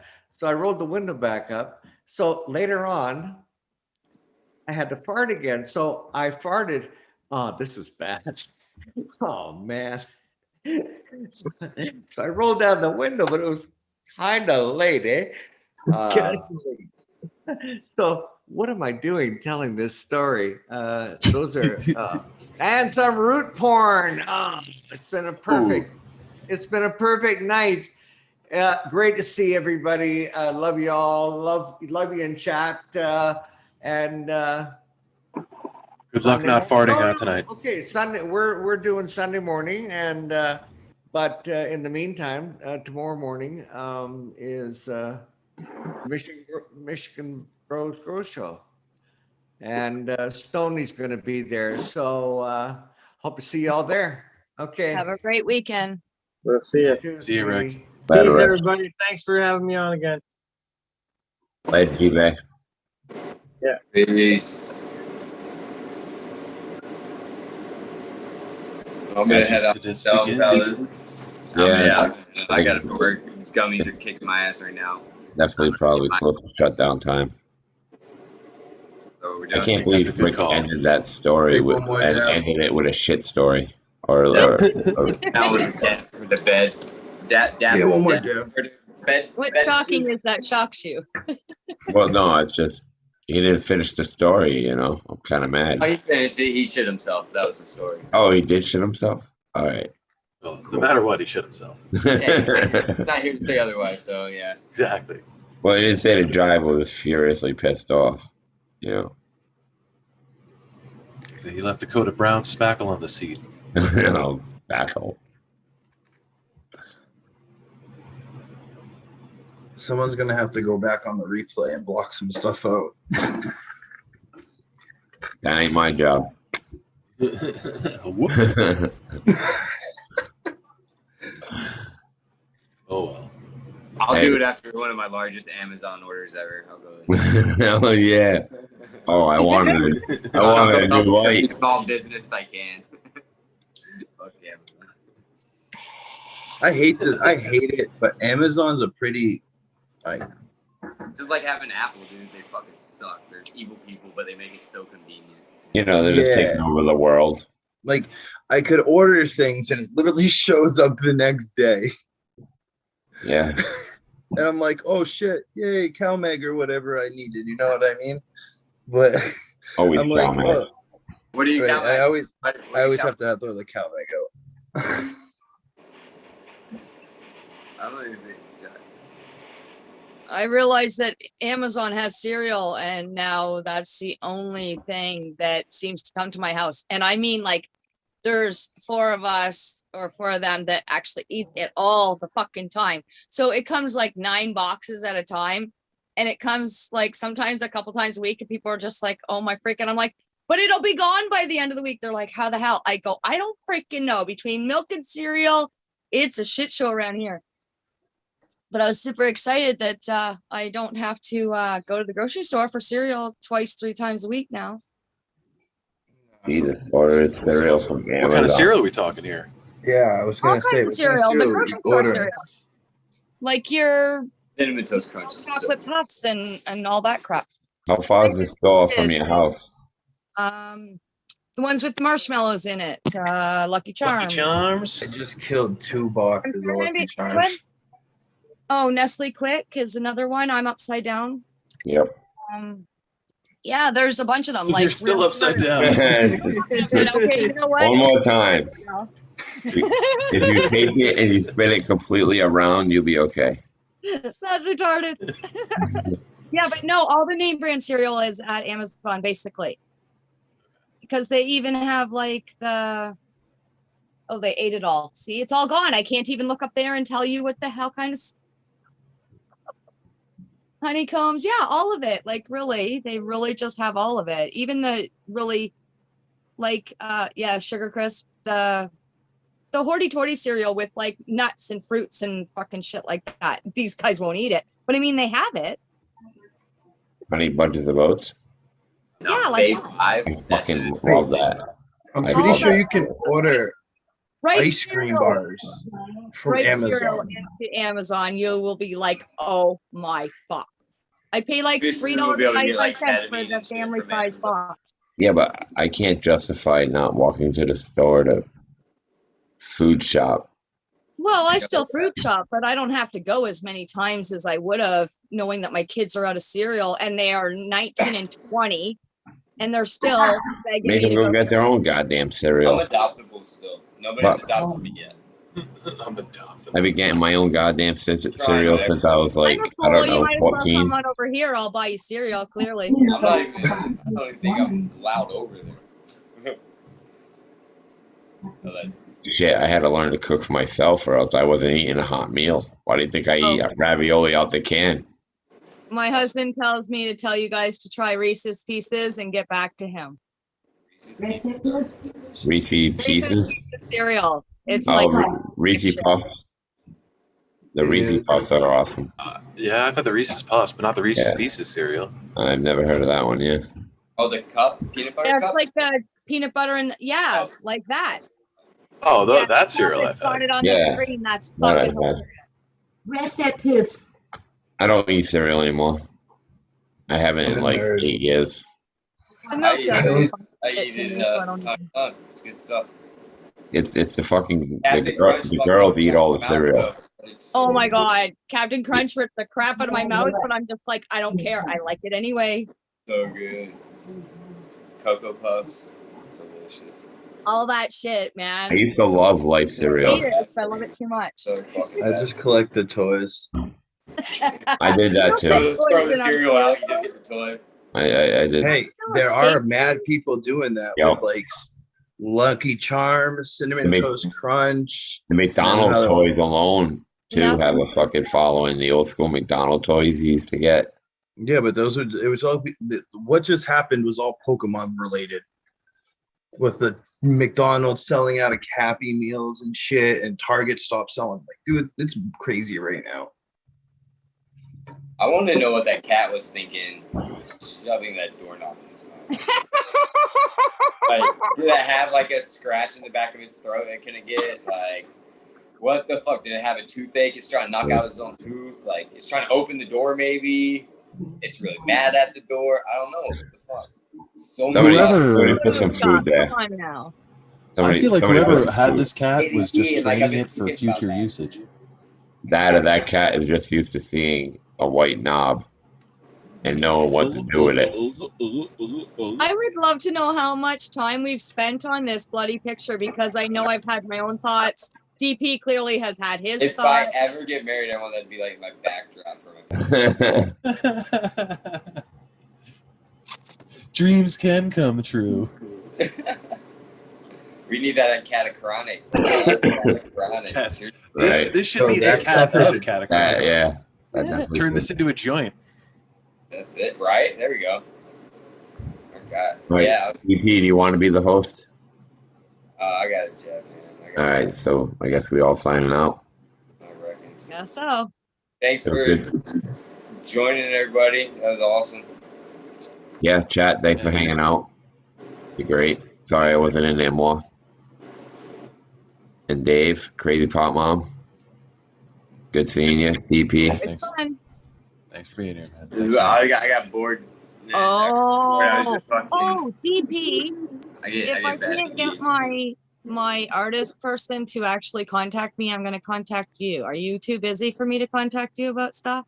I mean, as long as it's not like pressing right now. I got like 2 weeks that are pretty No, booked up. I've been waiting, I want to say 3.5 months for this to go through for me. And I'm now getting a little upset. But before then, I was like, no, I got time. It's okay. But now I'm just like, I've been on this show how much now? I'm just kind of fucking wanting something. I got you. Yeah, just shoot it to my DM or whatever. Okay, I just don't want to bombard you if you're too busy. Yeah, it's all fine. All right. Have a great night, you guys. Bye, Good night, everybody. Later. Bye, Han.